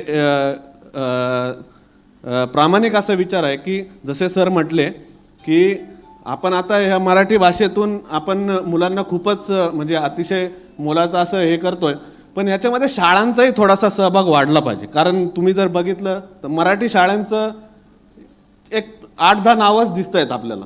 तर तसं न होता माझ्या मते 100 शाळांचा जर त्याच्यामध्ये सहभाग वाढला मराठीच्या तर ते अतिशय अतिशय अतिशय हुशार आणि चुणचुणीत मुलं आपल्या गावांमध्ये पण आहेत. तर तो थोडासा एक माझं एक हे राहील की तिथपर्यंत तो प्रसार झाला ऑलरेडी झालेला आहे. कारण सरांनी जसं सांगितलं आपण आता गावागावांमध्ये वायफाय पोचलेलं आहे. तर नक्कीच येणाऱ्या काळामध्ये गावातली मुलं पण इथे बक्षीस घेताना दिसतील अशी मी अपेक्षा करतो. आणि मला बोलण्याची संधी दिली त्याबद्दल खूप खूप धन्यवाद. परत एकदा सगळ्या मुलांचे खूप खूप कौतुक आणि आभार. Ma'am please.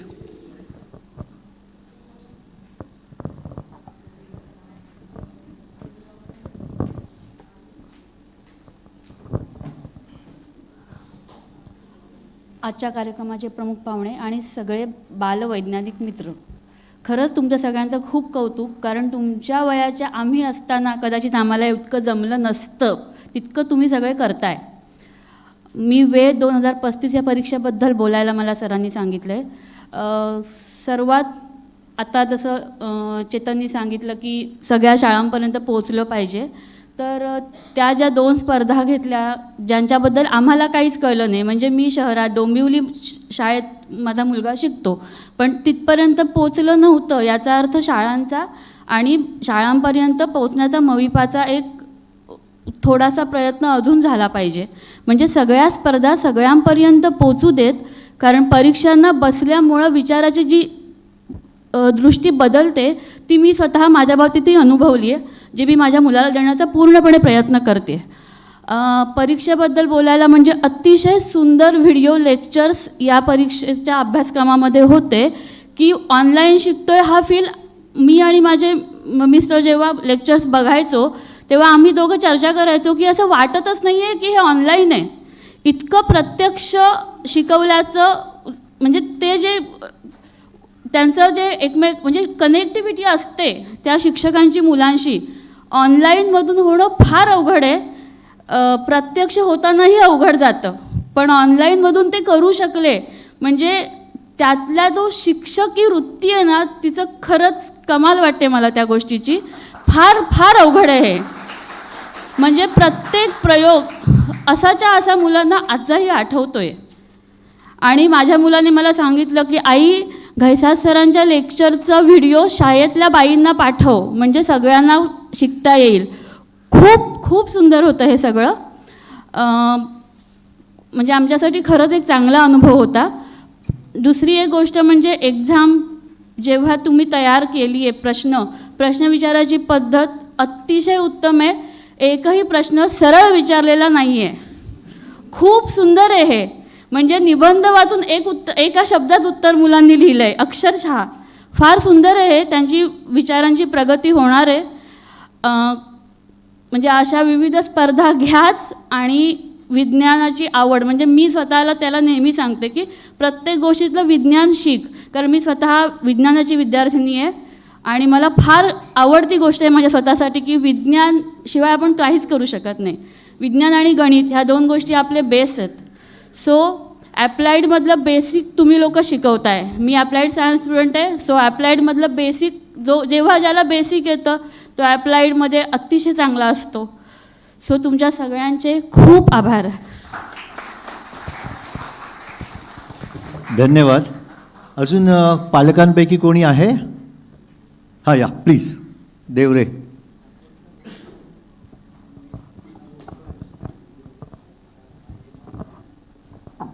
सन्मान्य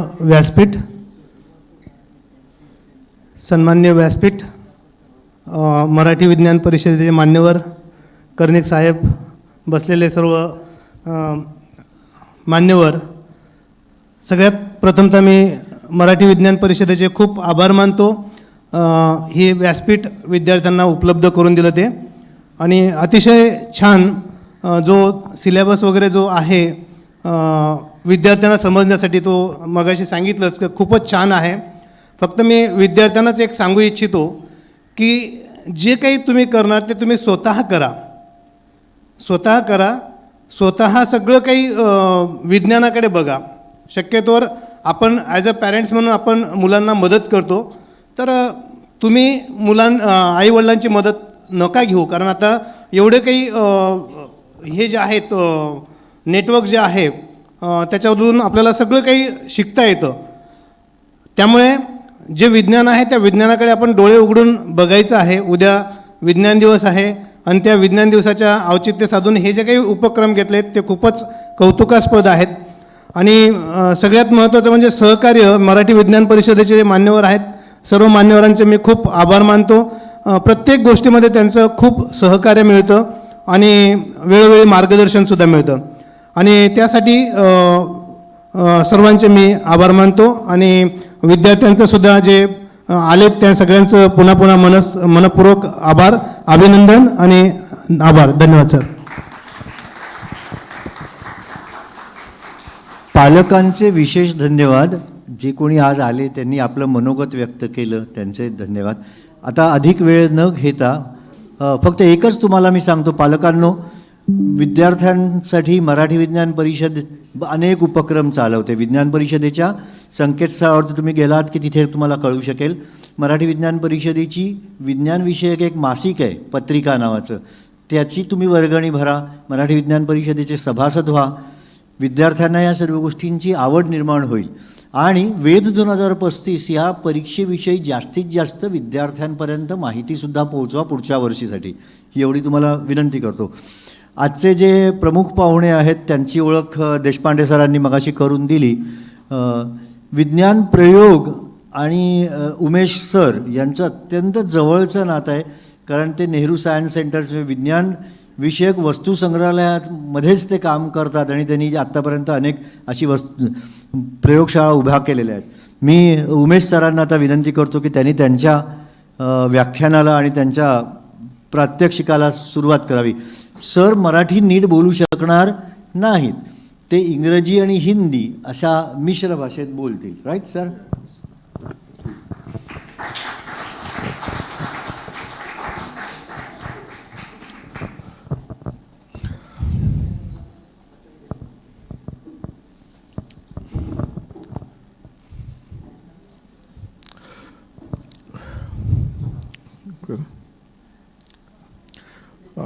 परम आदरणीय श्री देशपांडे सर, मराठी विज्ञान परिषद से जुड़े हुए सभी उनके कार्यकर्ता, शिक्षक, पालक और सभी प्यारे बच्चों, सबसे पहले तो जैसा कि कार्निक साहब ने बताया, मैं क्षमा प्रार्थी हूँ कि मराठी नहीं बोल पाऊँ. मैं समझ पाता हूँ जो भी है, लेकिन मतलब 45 मिनट तक बोलना शायद बहुत मुश्किल होगा मेरे लिए. हम आज जो यहाँ करने वाले हैं, सबसे पहले तो मैं सभी बच्चों को बधाई देता हूँ कि जिन्होंने भी आज प्राइज़ जीता है और जिन्होंने भाग लिया, क्योंकि इस तरह के कंपटीशन में भाग लेना बहुत ज़्यादा ज़रूरी होता है. प्राइज़ तो गिने चुने ही होते हैं, लेकिन जिस प्रोसेस में जो हम सीखते हैं, जो हमारा ज्ञानवर्धन होता है या जितना भी what we learn, that is more important. तो भाग लेते रहना चाहिए, कैसा भी कंपटीशन हो, जब भी मौका मिले. कई बार हमारे पुराने एक डीजी जो थे वो कहते थे कि आजकल के बच्चों से मुझे कभी कभी ईर्ष्या होती है कि हम जब स्कूल में थे तब शायद इतनी सुविधा, इतने सारे कंपटीशन, इतने सारे अवसर उनके पास में नहीं थे जितने आज बच्चों को मिलते हैं. तो हम जो आज करने वाले हैं, इसमें आपने बहुत सारे एक्सपेरिमेंट्स देखे हैं. ज़्यादातर एक्सपेरिमेंट्स के लिए मैं देख रहा था कि कुछ डेमोन्स्ट्रेशन चाहिए, कुछ इक्विपमेंट चाहिए.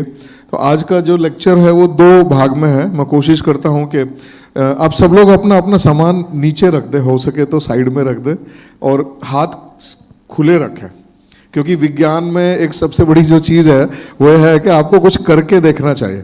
अब एक्सपेरिमेंट्स करने के लिए तो बहुत सारे इक्विपमेंट चाहिए, पर हमारा ये जो शरीर है, ये अपने आप में एक, हम इसको कभी कभी ना इनक्रेडिबल मशीन कहते हैं। इतना सारा कुछ है इसमें, तो इससे भी हम बहुत कुछ सीख सकते हैं। तो शुरू करते हैं। पहला स्लाइड मेरे बारे में तो बता ही दिया है। मेरे लिए सौभाग्य की बात है कि मैं देशपांडे साहब के साथ में बैठा हूं, क्योंकि देशपांडे साहब के मार्गदर्शन में ही हम काम करते। वो हमारे प्लानिंग प्रोग्रामिंग कमेटी हैं, उनके मेंबर भी हैं, और उनके मतलब उनके साथ बैठना ही मेरे लिए सौभाग्य की बात है। तो चलिए पहला शुरू करते हैं। सबसे पहले तो स्लाइड, हाँ, आप सभी जानते हैं, बता दिया गया है आपको कि CV रमन सर, अब बहुत सारे परसों की बात है मेरे ख्याल है, हम एक ऑनलाइन लेक्चर में थे और बहुत सारे बच्चों को पूछा था मैंने कि 28 फरवरी को हम क्यों मनाते हैं, विज्ञान दिवस 28 फरवरी को ही क्यों मनाते हैं।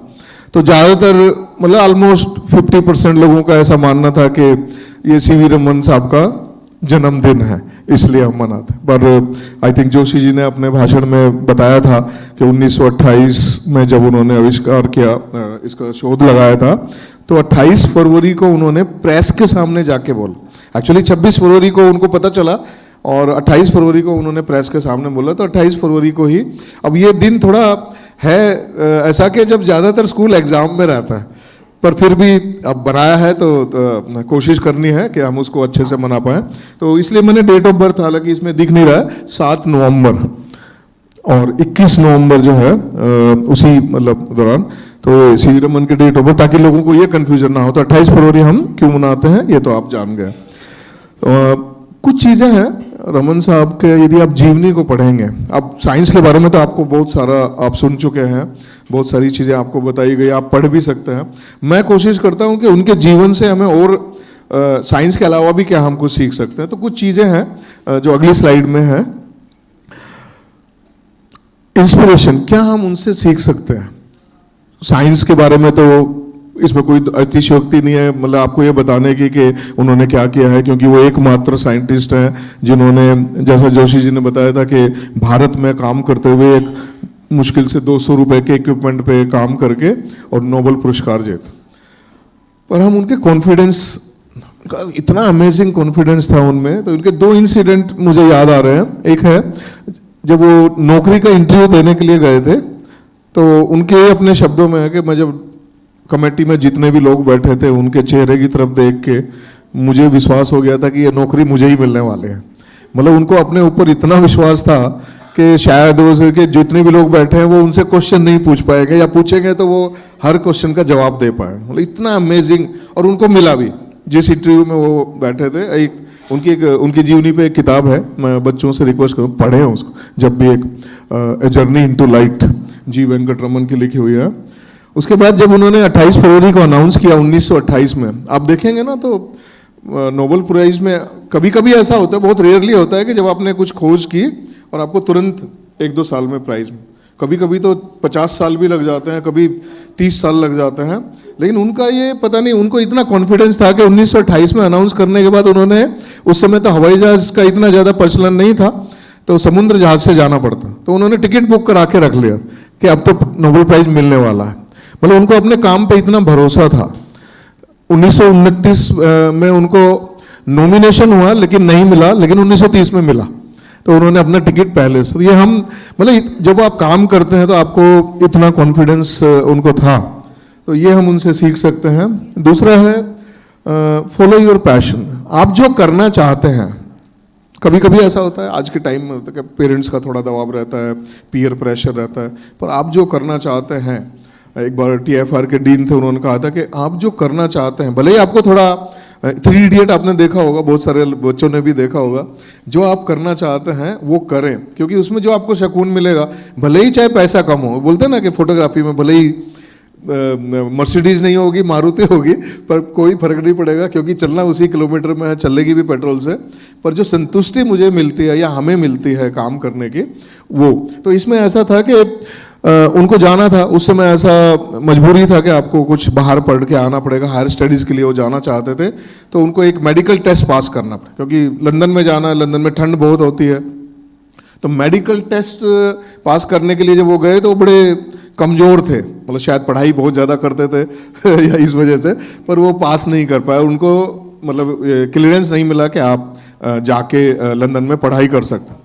तो शायद वो एक तरीके से अच्छा ही हुआ, वो नहीं गए तो फिर उन्होंने ICAS की परीक्षा दे के और एक फाइनेंशियल सर्विसेज में उन्होंने ज्वाइन किया। लेकिन फाइनेंशियल सर्विसेज में जब वो कलकत्ता में नौकरी कर रहे थे, उसके बावजूद वो उन्होंने देखा कि वहाँ पे एक इंस्टीट्यूट है, Indian association for cultivation of science, जिसमें बहुत कम लोग कोई जाते थे, महेंद्र लाल सरकार जी ने बनाया था।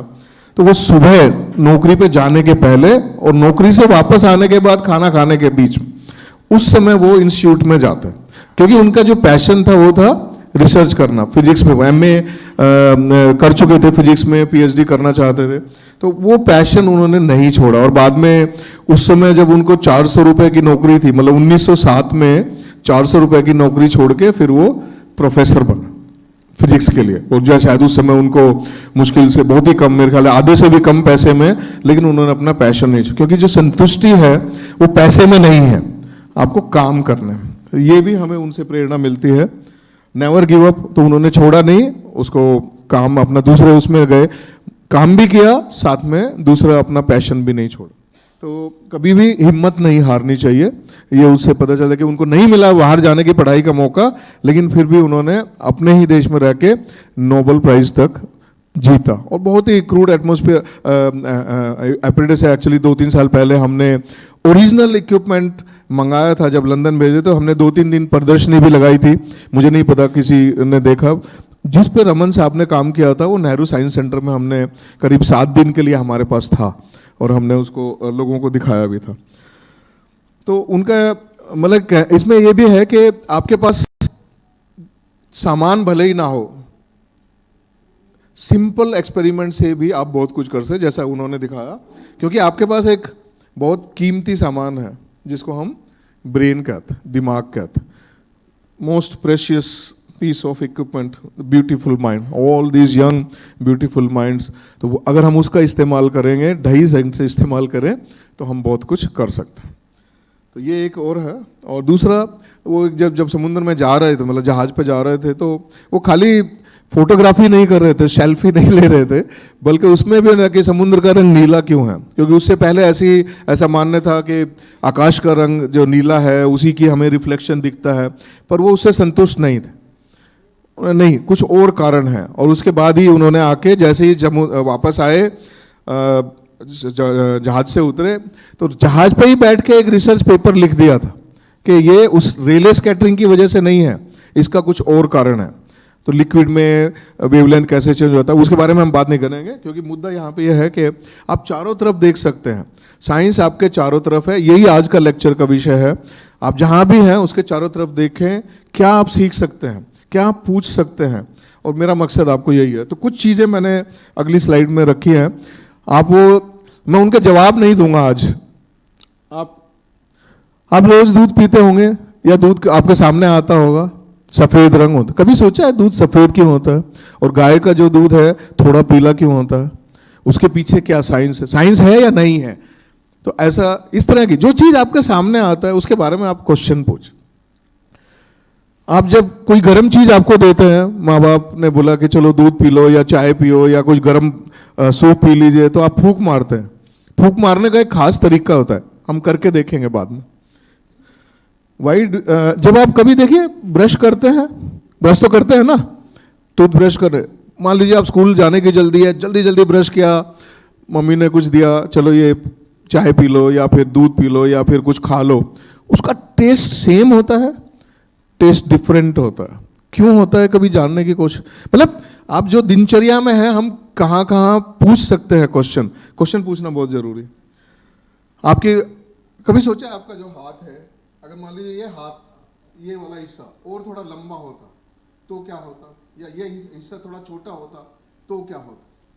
लीवर के बारे में अगर आप पढ़ें तो इससे क्या फायदे हैं, क्यों ऐसा बना है, इसकी रेशो, आप ऐसा कुछ कभी आपने सोचा है? इस तरह के आप क्वेश्चन पूछ सकते हैं। पानी में आप बहुत देर तक हाथ रखते हैं, आमतौर पे बारिश में, फ्लड में, आजकल तो मुंबई में बहुत फ्लड के बारे में हम सुनते रहते हैं, जब भी बारिश होता है तो ये डर हमेशा से, तो पानी में बहुत देर हाथ रखते हैं तो रिंकल्स क्यों पड़ जाते, पैरों में रिंकल्स क्यों पड़े?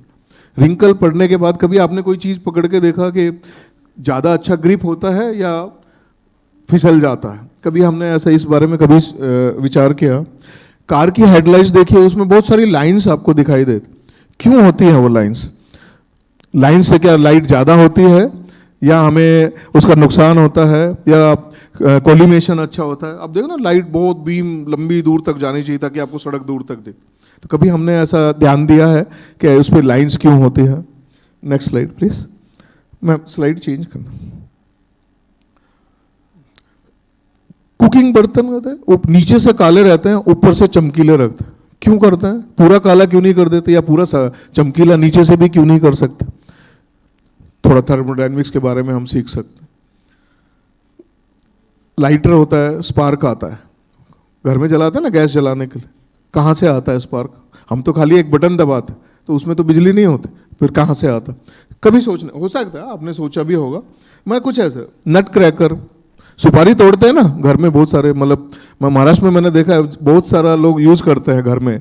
नेल कटर, क्या वो मशीन है? सिंपल मशीन्स के बारे में आपने सुना होगा। नट क्रैकर क्या है? क्यों इस तरह का बना? कोई दूसरे तरीके से बना सकते? नेल कटर ऐसा क्यों होता है? क्या उसमें कोई प्रिंसिपल है? वो आपको ढूंढना है, ये आपके लिए होमवर्क। ट्रैफिक लाइट्स के colour, red blue, red green yellow जो हम देखते हैं, और कोई कलर हम चूज कर सकते हैं? यही कलर हमें क्यों रहता? कभी आपने मैकेनिक्स को, कभी टायर जा रहे हैं, टायर चेंज करते हुए आपने देखा बड़े से रोड लगा के उसके ऊपर चढ़ जाते हैं खोलने के लिए। क्यों? हाथ से क्यों नहीं खोल पाते? एक छोटा सा रेंच लेके अगर खोलें उसमें क्या प्रॉब्लम? इतनी लंबी रोड उसके ऊपर चढ़ के, कई बार देखा है कभी आपने? अगर देखा है तो क्या कभी आपने प्रश्न पूछा? हेलीकॉप्टर, आपने हेलीकॉप्टर देखा होगा, एक बड़ा विंग होता है ऊपर, बड़ा जोर से चलता, लेकिन एक छोटा भी होता है उसके साइड में लगा रहता है। दो क्यों लगाता है? हमें तो ऊपर उड़ना है ना, फिर साइड में क्यों लगाता? ऐसे कुछ, ये लिस्ट और लंबी हो सकती है, लेकिन अभी हम उसके बारे में और ज़्यादा, मैं जस्ट आपको ये बताने की कोशिश कर रहा हूं कि हम प्रश्न पूछ सकते हैं, उनके आंसर ढूंढ सकते हैं और अपने आप को एनरिच कर। नहीं है टीचर से पूछ सकते हैं, नहीं है मराठी विज्ञान परिषद पे पूछ सकते हैं, हमें पूछ सकते हैं, लिख सकते हैं। आजकल ऑनलाइन का भी जमाना है, प्लेटफॉर्म भी है, आप हमें लिख सकते हैं। चलिए अभी हम कुछ करेंगे नेक्स्ट स्लाइड में। ये थोड़ा सा आपके लिए थॉट ये था कि आप ऐसे प्रश्न पूछें। Next slide. चलिए अब हम कुछ एक्सपेरिमेंट करके देखेंगे। हो सकता है मेरी आवाज़ आपको सुन रही होगी तो मुझे माइक रखना पड़ेगा, क्योंकि मेरे को भी आपको जो मैं करूँगा आपको करके देखना। तो ये कुछ ऐसे एक्सपेरिमेंट्स हैं जो हमारे चारों तरफ हैं, पर हम कभी नोटिस नहीं, और किया भी होगा आपने, पर मैं ये देखना, हो सकता है आपको पता हो, पर देखते हैं कितने लोगों ने नोटिस किया है कि ऐसा होता है तो क्यों होता है। चलिए देखते हैं। ये कुछ एक्सपेरिमेंट्स हैं, इसमें से सारे नहीं होंगे, मैं कुछ आपको दिखाऊंगा कि समय को देखते हुए। शुरू करते हैं पहला एक्सपेरिमेंट। नेक्स्ट स्लाइड में जाएंगे। चलिए करके देखते, करेंगे सभी लोग। सब सामान नीचे रख दीजिए, जो लोग थोड़ा करके देखेंगे। आप लोग किसी भी तरीके से उंगलियां खटखटाने को समझ रहे हैं, जैसे दबाते हैं, कभी कभी डर लगता है या कोई इंटरव्यू फेस करते हैं, तो ऐसा आवाज करके देखिए। आ रही है आवाज? मेरे ख्याल है मेरी उसमें भी आवाज है।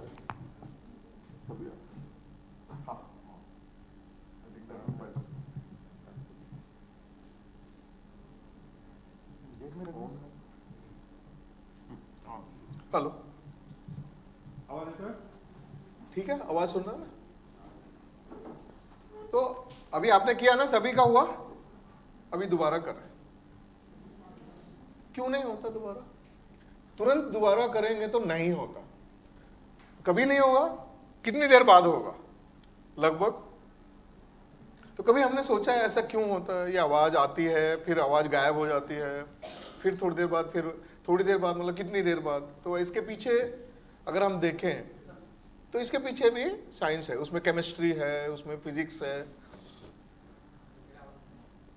तो एक्सप्लेनेशन मैं देता हूं अभी। आपने ये तो करके देख लिया, जब लेक्चर खत्म होगा एक बार फिर करके देखना, तब होगा। क्योंकि मुझे विश्वास है कि लेक्चर करीब 25-30 मिनट चलेगा, तब तक ये रीसेट हो जाएगा। जैसे हम एक्सपेरिमेंट करते हैं साइंस सेंटर में, एक बार करने के बाद थोड़ी देर बाद अपने आप रीसेट होता है, तो ये सारा सेटअप रीसेट। अब एक्सप्लेनेशन उसका ये है, नेक्स्ट स्लाइड में अगर जाएंगे तो मैं बता। आपने जब ये दबाते हैं, बेसिकली आप तो जानते हैं जो हड्डियां हैं कैसे जुड़ी हुई होती हैं। तो हड्डियों के बीच में एक फ्लूइड होता है, साइनोवियल फ्लूइड जिसको बोलते हैं, जब आप प्रेस करते हैं तो आप क्या कर रहे हैं, वॉल्यूम बढ़ा रहे हैं उनको। जब आप जगह थोड़ा सा उसको ज़्यादा बढ़ा, वॉल्यूम जब बढ़ाते हैं तो प्रेशर का क्या होगा, प्रेशर कम हो जाता है। बॉयल्स लॉ जिन्होंने पढ़ा हो केमिस्ट्री क्लास में, नहीं पढ़ा तो आप आगे जाके पढ़ेंगे। प्रेशर और वॉल्यूम का प्रोडक्ट जो है आमतौर पे अगर टेम्परेचर ये चेंज नहीं हो रहा है तो कांस्टेंट रहता है, एक बढ़ेगा तो दूसरा कम होगा। तो जब हम इसको खींचते हैं या इस तरह करते हैं तो हम बेसिकली गैप बढ़ाते हैं, और हमारे अंदर में ऑलरेडी हवा है, ये तो आप मानते हैं हमारे अंदर हवा है या नहीं है। तो जो हवा है तो गैस है, डिजोल्व है, बहुत सारी गैस अंदर डिजोल्व। जब हम इसको खींचते हैं, प्रेशर कम करते हैं, तो जो डिजोल्व गैसेज है, कभी कभी आपने देखा होगा सोडा का बोतल पीते हुए या कोल्ड ड्रिंक वगैरह जब हम पीते हैं तो दिखता कुछ नहीं है, लेकिन खोलते हैं तो अचानक उसमें से बहुत सारे बबल्स, यानी प्रेशर पे कुछ डिजोल्व रहती हैं गैसें, और वो गैस जब आप प्रेशर कम करते हैं तो वो बबल्स बाहर आना शुरू होते हैं। ठीक ऐसा ही यहाँ पे, तो वो बाहर निकलेगा, एक बबल बनेगा, कैविटेशन करके एक प्रोसेस है।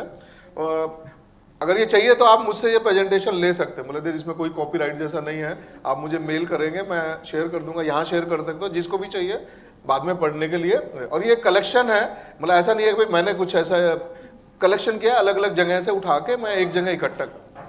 तो ये कैविटेशन करके एक प्रोसेस होता है, उसमें ये ऐसा होता है 30-25 मिनट के बाद में ये वापस जब आप नॉर्मल करेंगे, ये गैस वापस डिजोल्व हो जाएगा, वॉल्यूम नॉर्मल होगा, प्रेशर नॉर्मल होगा, फिर 25-30 मिनट के बाद में दोबारा हो सकता है। तो ये एक छोटा सा एक्सपेरिमेंट है जो आप अपने बॉडी को लेके कर सकते हैं, आपने करके भी देखा, तो नकल क्रैकिंग। दूसरा एक एक्सपेरिमेंट पे जाते हैं अभी। अब ये थोड़ा सा आपको, क्योंकि आप जिस कुर्सी पे बैठे हैं शायद, पर आप अपने पैर पे रख के कर सकते हैं, ऐसा करके रख सकते हैं।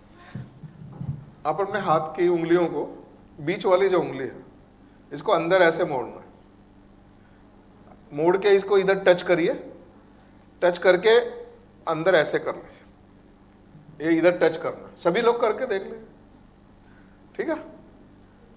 अंदर बिल्कुल, ये देखिए आप देख पा रहे हो, तो इसको अंदर ऐसे टच, यहां टच करके पूरा अंदर ऐसे टच कर, हो गया, खुलाया ना अभी सारे बाकी चारों उंगलियां। अब इसको आप कहीं अपने चाहे तो पैर पर रखिए या कहीं साइड में रख के, जैसे मैं यहाँ पे टेबल पे ऐसे रख, और फिर आप एक एक करके आपको उठा के देखना है।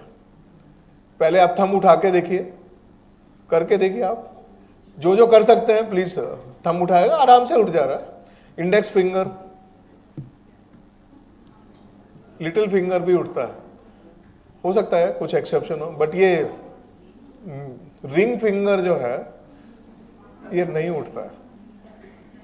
बहुत ज्यादा कोशिश मत कीजिए दर्द होगा, या फिर आइडेक्स की मालिश करनी पड़ेगी, नहीं तो फिर बहुत ज्यादा, जितना होता है आप करके। हो सकता है एक दो लोग हो थोड़ा बहुत उठेगा, लेकिन अक्सर बहुत ज्यादा ट्राई करेंगे तो आपको यहाँ तक पेन होते हुए महसूस हो। इसका एक दूसरा वर्जन भी है जो व्हाट्सएप में यूनिवर्सिटी में बहुत चला, मैं दिखाता हूँ आपको, फिर बाद में इसके बारे में बात करते हैं। नेक्स्ट स्लाइड में जाएंगे। ये बहुत सर्कुलेट हुआ था।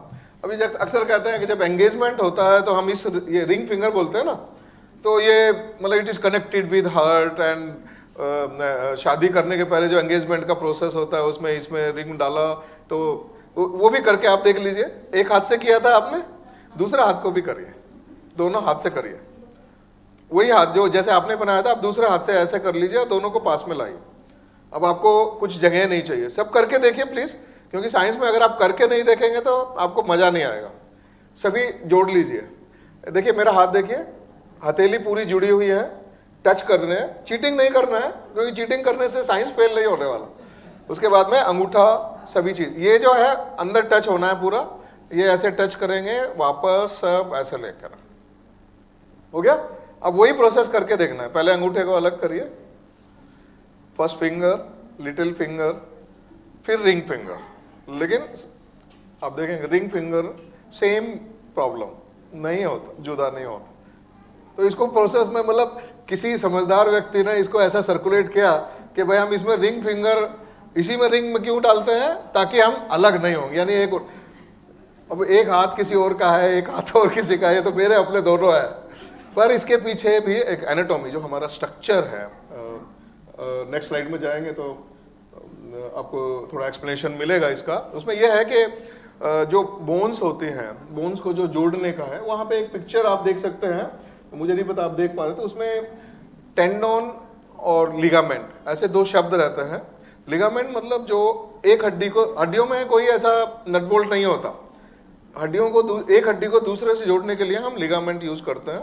और टेंडोन जो है, आपने कभी कभी सुना होगा जब सचिन तेंदुलकर के हाथ में कभी दर्द आके उनका टेंडोन में थोड़ा प्रॉब्लम है। टेंडोन मतलब जो मसल्स को बोन्स के साथ में जो जोड़ता है, उसको हम टेंडोन। तो ये केवल दो ऐसी फिंगर हैं जिनके अंदर जो टेंडोन है वो जुड़े रहते हैं अंदर, मतलब इनकी दोनों की जो हड्डियां हैं इनके मसल्स एक साथ जुड़े हैं। इसके लिए जब आप इसको अंदर लॉक कर देते हैं तो इसको हिलाना मुश्किल।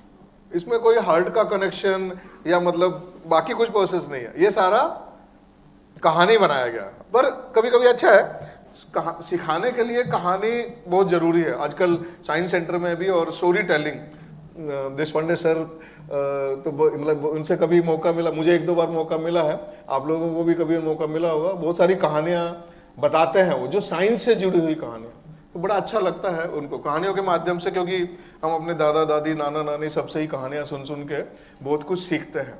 तो वो कहानियां मतलब ऐसा नहीं है खाली सोने के लिए सुनाया, ऐसा नहीं है, उनमें कभी कभी तथ्य भी होता है, हमें उनको जीवन में अपना सकते। तो ये पैरालाइजिंग योर फिंगर, और ये आप करके देखिए बाद में, जो घर में जाके करा सकते हैं, घर में जाके अपने छोटे भाई बहन या माँ बाप जो भी है आप करके देखो, आप ऐसा करके देखिए, तो that also we can do. चलिए नेक्स्ट चलते हैं। आपको मालूम है कि आप सभी के पास दो आंखें हैं, दोनों आंखों का कुछ तो रोल होगा। अगर एक से काम चल जाता तो हम डोनेट कर सकते थे, जैसे एक किडनी डोनेट कर सकते हैं, अगर किसी को बहुत इमरजेंसी हो हमारे उसमें, तो हम एक किडनी दे सकते हैं, एक किडनी से, पर हम एक आंख नहीं दे सकते। दो आंखों का आपको मालूम है, दो आंखों से हमें क्यों चाहिए हैं दो आंखें, क्योंकि डेप्थ का पता नहीं चलता। कोई चीज आपसे कितना, मान लीजिए कोई आपको हिट करने वाला है और अभी आपको एक आंख बंद होगी तो आपको ये पता नहीं चलेगा कि उसका हाथ कितनी दूर है, यानी डेप्थ परसेप्शन जो, अगर आप कभी साइंस सेंटर गए हो तो वहाँ पे क्रिकेट का मॉडल लगा है, जो लोग जोशी जी ने पूछा था तो आज कई लोगों ने बताया था कि हम, तो वहाँ एक क्रिकेट का मॉडल लगा है गार्डन में, उसमें सब अलग अलग है, पैर यहाँ पे, एक पैर यहाँ, बैट वहाँ, पैड वहाँ, विकेट कीपर कहीं और है, लेकिन जब आप एक जगह से उनको देखते हैं तो सारे इंटेक्ट, मतलब एक सिंगल मॉडल में देख। इसके लिए पर आप राइट आइड हैं या लेफ्ट आई है, आप कितने लोगों को मालूम है कि आपकी कौन सी आंख डोमिनेंस? कभी आपने ये एक्सपेरिमेंट करके देखा? देखना चाहते हैं तो बोलते ना, हाथ कंगन को आरसी क्या और पढ़े लिखे को फारसी क्या, करके देखिए। अब आपको ये करना है, कोई एक चीज आप चूज कीजिए, कोई भी, मान लीजिए मे बी ये बास्केट, दोनों आंख खोल के आपने फर्स्ट फिंगर और अंगूठे से सर्कल बनाए, ठीक है? कोई भी एक ऑब्जेक्ट जो दूर, चाहे तो आप मुझे ले सकते हैं क्योंकि अगर मैं दिख रहा हूं तो मेरी शक्ल, मुझे इसके बीच में ले लीजिए, मतलब जहां मैं खड़ा हूं, दोनों आंख से लिया, दोनों आंख खोल के देखिए, बीच में लीजिए, फिर बाईं आंख बंद करिए, दाईं आंख खुली रखेंगे, बाईं आंख बंद करेंगे, ठीक है? कुछ होगा, अभी बाईं आंख, दोनों आंख फिर एक बार खोल लीजिए, और अब दाईं आंख बंद करिए, हाथ वहीं रहेगा, मैं भी वहीं रहता हूं। कोई एक केस में आप देखेंगे मेरा चेहरा आपके उस सर्कल से बाहर चला गया। हुआ ऐसा? लगभग सभी के साथ हुआ? चलिए, तो आपको कौन सी आंख बंद करने से चेहरा बाहर गया? वो आपकी डोमिनेंट आई है। वो आपकी आपको जाने अनजाने में आप करते हैं कि दोनों आंखों का इस्तेमाल कर रहे हैं, लेकिन ऐसा होता नहीं। आप जाने अनजाने में जो आपकी डोमिनेंट आई है वही आपको इंफॉर्मेशन आपके दिमाग तक पहुंचा रही है, क्योंकि वो डोमिनेंट है। तो आप उसको लेके बीच में ले आए मुझे, लेकिन जब उसने आपने वो आंख बंद कर ली तो दूसरी वाले का कुछ उसमें से नहीं था, इसलिए वो मैं उससे बाहर चला। तो डोमिनेंट आई। और अब आप सोचेंगे कि इसको करने का फायदा क्या है? आपको तो अभी आपको पता चल गया। आपका ज्यादातर सर्वे जो किया गया है उसमें देखा 80% people are right eye dominant. ज्यादातर लोगों का राइट आई ज्यादा डोमिनेंट है, 20% से भी थोड़ा कम। कुछ होंगे, ऐसा भी नहीं है, साइंस में एक्सेप्शन हमेशा रहते हैं। अपवाद जिसको आप कहते हैं, 1 या 2% ऐसे होंगे जिनके दोनों आंख, जैसे अर्जुन के बारे में बोलते हैं ना महाभारत में, अर्जुन सब्यसाची जिसको बोलते हैं, मतलब ambidexter, you can use your hands equally good both left और राइट, दोनों से आप एक साथ। तो ऐसा हो सकता है कि आपका कोई होगा जिनकी एक्सेप्शन होता है, बट ज्यादातर देखा गया है 80% people are right eye dominant. अब सोचिए कि अगर मुझे पता चला तो फायदा क्या है मुझे उसका, मान लीजिए उसका फायदा है जो लोग धनुर्धारी या शूटिंग में जाना चाहते हैं या शूटिंग करना चाहते हैं, बंदूक चलाना चाहते हैं, गोली चलाना चाहते हैं, मतलब शौकिया तौर पे, तो उनको ये पता होना चाहिए। क्योंकि अगर आपकी मान लीजिए राइट आई डोमिनेंट है तो आप राइट हैंड से, आपने देखा होगा निशाना लगाते वक्त में एक आंख बंद करते हैं, अगर आप डोमिनेंट आई यूज नहीं करेंगे तो कहीं पे निगाहें कहीं पे निशाना, तो आपका निशाना ठीक नहीं लगे। तो इसलिए ये एक्सपेरिमेंट आप करके देख सकते हैं।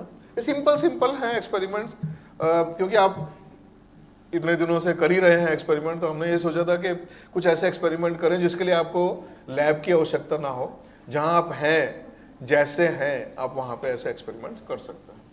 चलिए और एक दो देखते हैं नए कुछ, नेक्स्ट स्लाइड में जाते हैं। तो इसका तो मैं आपको बता चुका हूं, ये आप ढूंढ सकते हैं, इसके बारे में एक्सप्लेनेशन है जिसके बारे में already I have told you. So whichever eye you close and the object goes, that is your dominant eye. Okay, this is another one, मैंने शुरू में बताया था how hot and cold। अब करके देखिए, जैसे मैंने पूछा था ना कि मान लीजिए आपको गर्म चीजें दी तो आप फूंक मारते हैं। फूंक कैसे मारते हैं? ठंडा करने के लिए। हमारे अंदर तो कूलर नहीं है, हमारा बॉडी का टेम्परेचर करीब 30, अगर बुखार नहीं है तो 37 डिग्री के आसपास तो है। तो 37 डिग्री में आप सोचते हैं कि फूंक मारने से ठंडा होगा, ठीक है, उनका ज़्यादा टेम्परेचर है। अगर आप थोड़ा फिजिक्स लगाएंगे तो आपको पता चलेगा कि जिसका, जैसे क्वेश्चन पूछते हैं आपको 2 कप चाय दिया, एक अभी अभी बनी है, एक थोड़ी देर पहले, दोनों को रखा है, तो अगर उसके फिजिक्स के हिसाब से जाएंगे तो कौन सी चाय आप पीना पसंद करेंगे? तो आप टाइम वगैरह निकालेंगे ना तो आपको पता चलेगा कि जो पहले रखी है, क्योंकि उसका रेट ऑफ कूलिंग जो है वो टेम्परेचर पे डिपेंड करता है, तो जिसका टेम्परेचर कम है उसकी कूलिंग कम होगी, जिसका टेम्परेचर ज़्यादा है वो फास्ट कूल होगा। तो इसमें जो है फूंक मारने के लिए आप कैसे करते हैं? मुंह को थोड़ा सा तंग करते, नैरो करते और फिर फूंक मार, ऐसा नहीं करते ना, ऐसा फूंक मार। अब आप करके देखिए क्या फर्क पड़ता है। वाक्य में आता सेम है, देखिए करके देखिए, ऐसा पीछे अपना हाथ यूज करिए, फूंक मारे, ठंडा लगता है। अब मुंह खोल के करिए, अभी गर्म लगता है ना, सेम है, बॉडी तो सेम है, हाथ में ऐसा भी कुछ नहीं है कि जिसमें आपने कुछ चेंज किया, बट इसके पीछे जो साइंस है वो हमें जानने की। अब हम अक्सर करते हैं, रोज शायद करते होंगे बच्चे, अगर स्कूल में जाने के पहले फूंक मार के, ज़्यादा मान लीजिए पराठा खाया, रोटी खाई, गर्म है, फूंक मारना, लेकिन फूंक मारने का तरीका भी मालूम है, पर ऐसे फूंक क्यों मारता है ये हमें नहीं पता। क्यों? क्योंकि जब आप कंप्रेस करते हैं कोई भी चीज़ को, जब कंप्रेस करके, संपीड़न जिसको कहते हैं, कंप्रेस करने के बाद वो एक्सपैंड होगा, जब एक्सपैंड होगा तो उसको हीट चाहिए। थर्मोडायनेमिक्स का मतलब ज़्यादा डिटेल में नहीं जाएंगे। अभी सोचिए कोई भी चीज़ अपने आप काम नहीं करती, उसको काम करने के लिए कुछ हीट चाहिए। वो हीट कहाँ से आएगा? आपके हाथ से लेता है। जैसे हमने फूंक, तंग मुंह को थोड़ा सा नैरो किया, फूंक मारा, गर्म हवा आई, एक्सपैंड हुई। एक्सपैंड होने के लिए उसको कुछ ऊर्जा चाहिए, कुछ हीट चाहिए, वो हीट आपकी बॉडी से लेते। और आपने ये देखा होगा सर्दियों के टाइम में, अभी अभी सर्दी होके गई है ना, कोई चीज़ बाहर आ जाती है, आप लोहे की वस्तु को छुएं या फिर आप लकड़ी को छुएं, तो जो चीज़ आपसे ऊष्मा लेती है वो आपको कैसा लगेगा? ठंडा, और जो आपको देगा वो आपको गर्म लगता है। तो ठीक इस तरीके से ही ये एक छोटा सा एक्सपेरिमेंट है जो आप करते हैं। तो आपको पता, अभी आपको पता चल गया कि, और इससे हमें ये पता चलता है कि कोई चीज़ जब कंप्रेस कर, जैसे आप साइकिल में हवा भरा है कभी? कितने लोगों ने भरा है? पंप लेके, मतलब पैसा देके भरवाना अलग है, खुद पैसा पंप भर के, पंप से हवा भर के फिर पंप को थोड़ा देर पकड़ के देखिए, गर्म हो जाएगा पंप। नहीं तो किसी और को बोलिए, अपने फ्रेंड को, और उसका नोजल लेके हाथ पे उसको हवा को लेके देखिए कैसा लगता है। पंप गर्म लगेगा, हाँ उसी हाथ को, क्योंकि उसमें भी वही होगा, नोजल है ना, नोजल जब हाथ पे लगाएंगे एक्सपेंड होगा, कंप्रेस होके आ रहा है, आपको ठंडा लगेगा। जो पंखा होता है गर्मियों में हम बोलते हैं पंखा चल रहा है, पंखा ठंडी, पंखा तो ठंडी हवा नहीं देता, वो उसी तापमान पे है, क्योंकि आपको पसीना आया है, पसीना आया है, पसीना उड़ेगा तो आपको ऐसा लगेगा पंखे से ठंडी हवा रही, पंखा ठंडी हवा नहीं देता। अगर ऐसा है तो रेगिस्तान में लगवा लीजिए उसी पंखे को, फिर उसके नीचे बैठ के देखिए। या फिर जिनका टॉप फ्लोर पे मकान है और छत पे कुछ नहीं है जून के महीने में, फिर उनको पूछिए कैसी पंखे की ठंडी हवा आती है, नहीं आती है। तो ये हमारे, क्योंकि because it takes heat from you, so it you will feel cooler on that. Okay, चलिए और नेक्स्ट चलते हैं। मेरे ख्याल है लगभग ये करके देखिए एक्सपेरिमेंट। क्या करना है देखिए, बहुत सिंपल है। मैं बीच में खड़ा होता हूँ, कुछ चीजें हैं, इल्यूजन होता है। दोनों आंखों से आप अपने दोनों हाथ को दूर करके करना क्या है, उंगलियों को देखना, उंगलियों पे नजर रहेगा लेकिन उंगली पे नहीं देखना है। जैसे मैं यहाँ बैठा हूँ, मैं जोशी जी को देख रहा हूँ लेकिन उंगली के बीच में से देख रहा हूँ। ऐसा आप अपनी उंगली को नजदीक लाएं, उंगली के बीच में से आप सब लोग मुझे देखें। आपको एक बीच में फ्लोटिंग फिंगर दिखाई देगा, नजदीक लाते जाइए, जितना नजदीक, टच मत करिए, बस जैसे जैसे नजदीक लाएंगे फ्लोटिंग फिंगर बड़ा होता जाएगा। आपको हवा में एक फिंगर दिखाई देगा, जैसा इसमें दिख रहा है ऐसा। कितने लोग देख पाए? हाथ खड़े करें। वाह, वेरी गुड। जिन्होंने नहीं देखा एक बार फिर पुनः दोबारा से, they can just give a retry, bring it. उंगली पे मत देखिए, उंगली के ध्यान में रख के दूर देखना है आपको, end you will find floating finger. अब ये तो है नहीं, फिर कहां से आता है? केमिकल लोचा दिमाग में कंफ्यूज। इसलिए कहते हैं seeing is always not believing. जो आप देखते हैं वो हमेशा सच नहीं होता, कहते हैं ना। अब आपने देखा एक फ्लोटिंग फिंगर है लेकिन है नहीं, क्योंकि आपको दो आंखें हैं, left eye right eye, both of them see slightly. से left eye it will see slight of right, right eye will see slight of left, and when they go and merge into the brain gets confused that there is something wrong and there is something in the air. It's not. आसन करते हुए भी आप देख सकते हैं, जो लोग सर को हाथ नीचे टिका के घुटने पे टच करते हैं ना, तो आप आंख खोल के देखिए, नजदीक पैर रहेगा तो आपको ऐसा लगेगा बीच में आपका एक और पैर है, आपको 3 टांगे दिखाई देंगी। रामदेव बाबा करते हैं ना, आसन करते थे, आप करके देखिए, लगेगा आपको। तो it is not there, but it is there, but it is not there. So it is illusion, but why this illusion is? Because of the brain. वो हमारी जो आंखें हैं, 3D इफेक्ट जिसको कहते हैं, आपने देखा होगा आजकल 3D टीवी आते हैं। 3D टीवी में या 3D जो शो हम लोग भी चलाते हैं, जब कभी आप साइंस सेंटर में जाएं तो आप देख सकते, स्पेशल गॉगल्स रहते हैं, उसमें 2 फिल्में रहती हैं, 2 फिल्में अलग अलग एंगल से शूट करते हैं।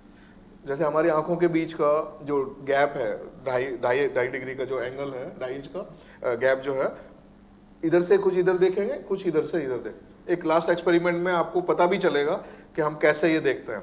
तो वो जब ओवरलैपिंग होता है ब्रेन में, that's why we see this. So these are some simple experiments. I am coming towards end, I think will be able to finish within 5 o'clock। चलिए लास्ट उसमें देखते हैं। अच्छा हाँ, ये तो आपको करके देखना पड़ेगा। मेरे ख्याल है 1-2 वॉलंटियर सामने आके करके देखें। आप आइए, सामने आइए। हाँ बच्चों, हाँ यस, आप भी आ जाइए, आइए करके देखिए। ये होता है अगेन थोड़ा दिमाग का जो है परेशानी। नहीं नीचे, आप नीचे, अच्छा ऊपर, हाँ यहाँ आ जाइए, लग सबको दिखेगा मेरे ख्याल में। करना क्या है सुनिए, मैं भी आता हूँ सामने थोड़ा। तो हम लोग यही करते हैं कि थोड़ा पैर, राइट लेग, मतलब कोई दर्द वगैरह तो नहीं है ना, गिरने का डर वगैरह? हाँ ठीक है। ये पैर ऐसे थोड़ा सा उठाना, ऐसा घुमाइए, इसको घूम रहा है, ठीक है, ओके ठीक है। एक अभी हाथ से ऐसे आपको हवा में ऐसे 6 लिखना। कैसे? ऊपर से शुरू करेंगे, ऐसे 6 लिखना। कर पा रहे हैं ना? कोई दिक्कत नहीं। अब दोनों एक साथ करने। Now you have to do all of them, both of them together, and आप लोगों को वॉच करना है whether they can do it. हाथ पैर जो है मैं ऐसे घुमा रहा हूं, clockwise I am doing, and हाथ से मुझे 6 लिखना। अब आप देखिए कितने लोग कर पाते हैं।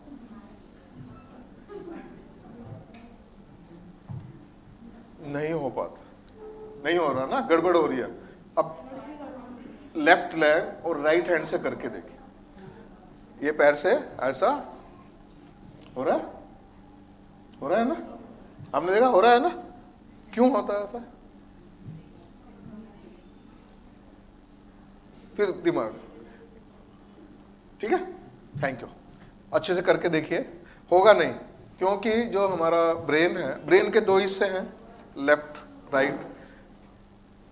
बीच में से आप ये करके देखिए, आपका राइट पोर्शन जो है वो ब्रेन, लेफ्ट ब्रेन में कंट्रोल होता है, लेफ्ट पोर्शन राइट साइड में कंट्रोल होता है। कभी कभी हम बात करते हैं ब्रेन स्ट्रोक हुआ तो कौन से हिस्से में है, पैरालिसिस हुआ तो जो लेफ्ट साइड का, अगर राइट साइड में कुछ प्रॉब्लम होता है तो ज्यादा दिक्कत। तो इस कंट्रोल तो उसमें रिदम कंट्रोल जो करता है ब्रेन का जो हिस्सा, उसमें एक साथ ब्रेन 2 मोशन को कंट्रोल नहीं कर पाता, कंफ्यूज हो जाता।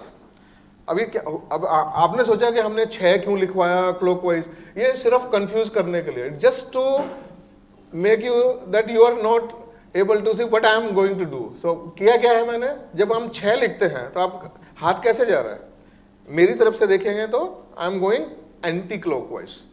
आप ऐसे 6 लिखते हैं, अगर थोड़ा सा कुछ कर, अगर आप ऐसे 6 लिखते ना तो आप लिख पाते, क्योंकि फिर आपका मोशन वापस क्लॉकवाइज हो जाता। मैंने आपको इसलिए ऐसे लिखने के लिए बोला, because it is anticlockwise and my leg is clockwise.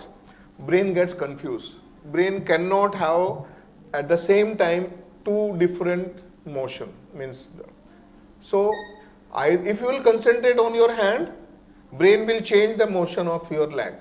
If you concentrate more that I will move my leg right, means clockwise, then your hand will automatically stop.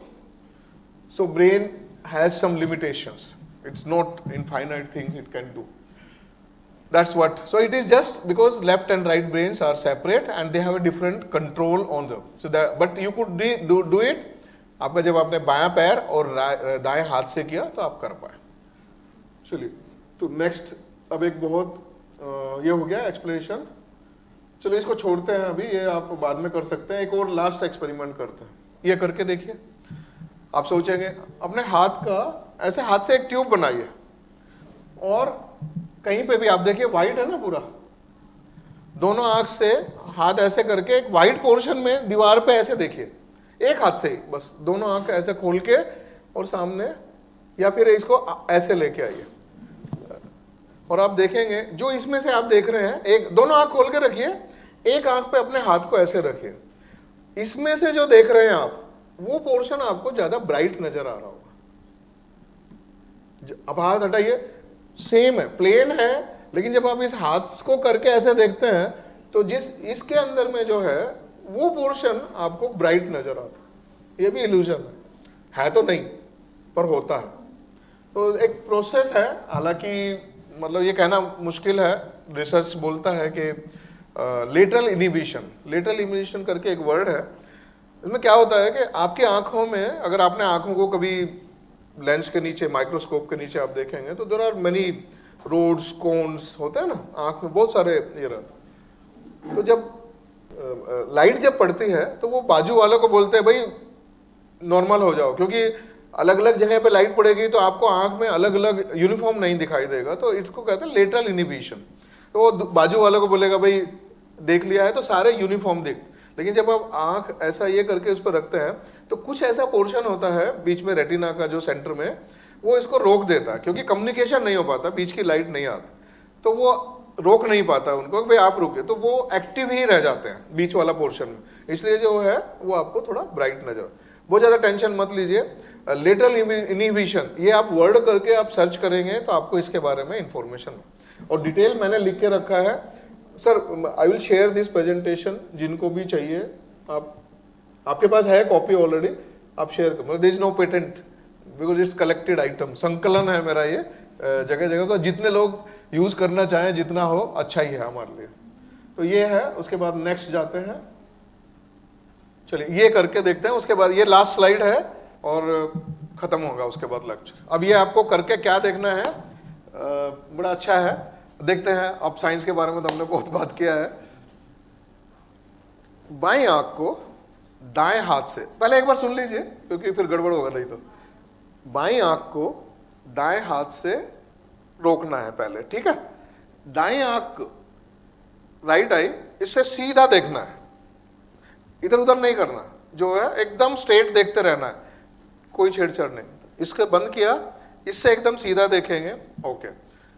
बाएं हाथ की इंडेक्स फिंगर, फर्स्ट फिंगर, इसको कान के pass ऐसे लाके धीरे धीरे आगे लाएंगे। आंख को चेंज नहीं करना, आंख सीधा ही देखता रहेगा। एक स्टेज में आके आप देखेंगे ये आपको इसकी टिप दिखाई देगी, जहां टिप दिखाई देगी वहां रुक जाना, ठीक है। इसको कवर किया, ये आंख से सीधा देखेंगे, ये हाथ ऐसे किया, इसको एक जगह ऐसे लाके, अब ये चश्मा एक्चुअली थोड़ा दिक्कत करता है तो उतारना पड़ेगा, पूरी तरह बंद कर, फिर ये ऐसे लाना है, एक जगह आएंगे तो इसकी एक टिप आपको दिखाई देगी, अभी दिख रही है मुझे, वहां रुक जाना है। रुकने के बाद क्या करना है, ये आंख को डायरेक्ट इसको देखने की कोशिश करो और आप देखेंगे ये फिंगर आपको दिखाई नहीं देगी। करके देखिए आप, दाएं हाथ से बाएं आंख को बंद करिए, ठीक है। ये आंख सीधा देखना है, एकदम सीधा, इधर उधर नहीं करना, इधर भी नहीं करना, इधर बिल्कुल सेंटर में देखते रहना। ये उंगली, बाएं हाथ की उंगली कान के पास ले आके धीरे धीरे आगे लेके आइए, जहां आपको ये दिखना शुरू हो वहां रुकना है और फिर इस आंख को, पुतली को घुमाइए और डायरेक्ट इसको देखने की कोशिश कीजिए, ये फिंगर गायब हो जाएगा। अब सवाल यह है क्यों, साइंस में वही होता है ना, कब, क्यों, कैसे, क्यों हुआ या नहीं हुआ, पहले ये बताइए। गायब हुआ, क्यों गायब हुआ, इसका जवाब आप दे सकते हैं। बाकी सब तो हमने एक्सप्लेनेशन दे दिया है क्योंकि पूरा समय भी 5:05 हो गया है। कोई बताना चाहेगा क्यों? बहुत सिंपल आंसर है, पता है क्यों? नाक बीच में आती है, नो साइंस इन दिस, बस एनाटॉमी। क्योंकि जब आप सीधा देख रहे होते हैं, हमारा जो आंख का जो हिस्सा है, व्हाइट वाला जो पोर्शन है, वो आप देखिए, आपको पता नहीं चलेगा, आप देख नहीं पाते कौन है, लेकिन अगर वहां पे मूवमेंट होगा ना तो आप महसूस कर सकते। बिकॉज हमारी जो आंख का व्हाइट वाला जो पोर्शन है, उसमें मूवमेंट्स डिटेक्ट करने की काफी क्षमता होती है, इसलिए हमारा विजन जो, हमारे पीछे से कोई आएगा नहीं तो हमें पता ही नहीं चलेगा। कोई मान लीजिए आके चक्कू घुमा रहा है या कोई थप्पड़ हाथ घुमा रहा है तो हमें पता ही नहीं चलेगा, but we immediately have a reflex because we can detect movement. तो जब फिंगर जा रही थी, मूवमेंट डिटेक्ट किया, साइड में से पता चला, लेकिन जब हम इसको घुमा के इसको देखने की कोशिश करते हैं तो ये नाक बीच में आ जाता है। अब जिसका बिल्कुल ही यहाँ से दबाव होगा और फिर तो हो सकता है उनको दिखाई दे, बट जनरली केस में नहीं दिखाई देता। So not much science on that, but just because of the shape of this yoga. So that's all I have. I think, thank you very much. That's all.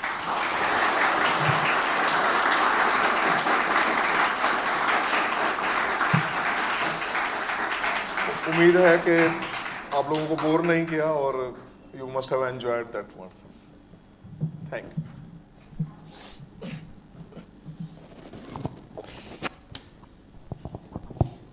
आपल्या कार्यक्रमाच्या अगदी शेवटच्या भागाकडे मी वळते आहे. अर्थात आपण सगळ्यांनी ओळखलंच असेल की मी इथे कशासाठी उभी आहे. सर, आत्ता आपण सांगितलं की तुम्ही बोर झाला नसाल. आम्हाला तर असं वाटतं की उलट अजून एक तुम्ही 5-10 मिनटं प्रयोग दाखवले असते तर आम्हाला सगळ्यांनाच आवडलं असतं आणि खूप थँक्यू, धन्यवाद. आम्ही असा विषय ठरवला होता की माझे दप्तर माझी प्रयोगशाळा, आणि मला असं वाटतं की सरांनी आत्ता आपल्याला अजून एक विषय दिलेला आहे की माझं शरीर एक प्रयोगशाळा आहे, किंवा आपण एक छोटे छोटे म्हणजे हाताची बोटं किंवा साध्या साध्या गोष्टींनी किती छान छान प्रयोग करू शकतो हे खूप छान सरांनी सांगितलं. आणखीन आज मराठी भाषा दिन आहे आणि सरांनी हिंदीमध्ये सांगितलं, आणि आम्ही जरी मराठी भाषेबद्दल अभिमानी असलो तरीसुद्धा राष्ट्रभाषा आपली हिंदी आहे आणि याचा पण आम्हाला सगळ्यांना अभिमान आहे आणि आपण त्याचं रिस्पेक्ट करतो. आजच्यानंतर पुढचा जो भाग आहे ते म्हणजे ह्या कार्यक्रमामध्ये जे आम्ही सगळ्या स्पर्धा घेतल्या होत्या त्या स्पर्धेमध्ये जे शाळा सहभागी झाल्या, जे विद्यार्थी सहभागी झाले, शिक्षकांनी किंवा पालकांनी त्यांना जी मदत केली याच्याबद्दल मराठी विज्ञान परिषदेमध्ये तर्फे मी आभार मानते. महाविद्यालयीन विद्यार्थ्यांसाठी पण काही कार्यक्रम घेतले होते. त्याच्यामध्ये रुपारेल कॉलेज, खालसा कॉलेजचे कॉलेज आमच्यामध्ये सहभागी झाले. त्याच्यासाठी जे व्याख्याते म्हणून जे लोक इथे आले होते किंवा ज्यांनी भाषणं दिली त्यांचेही आभार मानते. सुनील सुळेंनी एक वेगळ्या प्रकारचे विज्ञान कथाकथनाचा कार्यक्रम केला होता, त्यांचेही आभार. आपण आत्ता एक वेध 2035 ह्या कार्यक्रमाची माहिती घेतलीत आणि ह्या कार्यक्रमामध्ये सुद्धा हे 2 वर्ष आम्ही हा कार्यक्रम घेतो आहे आणि त्याच्यामध्ये जे विद्यार्थी सहभागी झाले होते, शिक्षक, पालक, या सगळ्यांचेही आभार. त्याच्यानंतर उपस्थित जे विज्ञानप्रेमी आहेत, जसं मगाशी सरांनी सांगितलं की आज मराठी भाषा दिन आहे. मराठीप्रेमी आणि विज्ञानप्रेमी असे दोन्ही मी उल्लेख करते, कारण आमच्या नावामध्ये किंवा आपल्या नावामध्ये मराठी पण आहे आणि विज्ञान पण आहे आणि हे असे मराठीप्रेमी आणि विज्ञानप्रेमी या सगळ्यांचे मी इथे उपस्थित राहिल्याबद्दल आभार मानते. जसे तुम्ही इथे प्रत्यक्ष उपस्थित आहात तसं हा कार्यक्रम ऑनलाईन चालू आहे आत्ता आणि ऑनलाईन जे लोक हा कार्यक्रम बघतायत ते उपस्थित राहिल्याबद्दल त्या सगळ्यांचे आभार. आणि सगळ्यात महत्त्वाचं म्हणजे अर्थकारण आपण ज्याला म्हणतो, तर ह्या सगळ्या कार्यक्रमासाठी आम्हाला दरवर्षी जे अर्थसहाय्य मिळतं, इथे मागे तुम्ही बॅनर बघत असाल, ते राजीव गांधी तंत्रज्ञान आयोग यांचेही मी आभार मानते. आणि हा कार्यक्रम इथे संपलेला आहे असं व्यक्त करते. आणि जसं कर्णिक सरांनी सांगितलं सुरुवातीला की आम्ही सगळ्या शाळांपर्यंत पोहोचू शकत नाही, पण आमच्या वेबसाईटवरती सतत आम्ही कार्यक्रम अपलोड करत असतो आणि ते तुम्ही बघून ह्या कार्यक्रमामध्ये सहभागी होऊ शकता.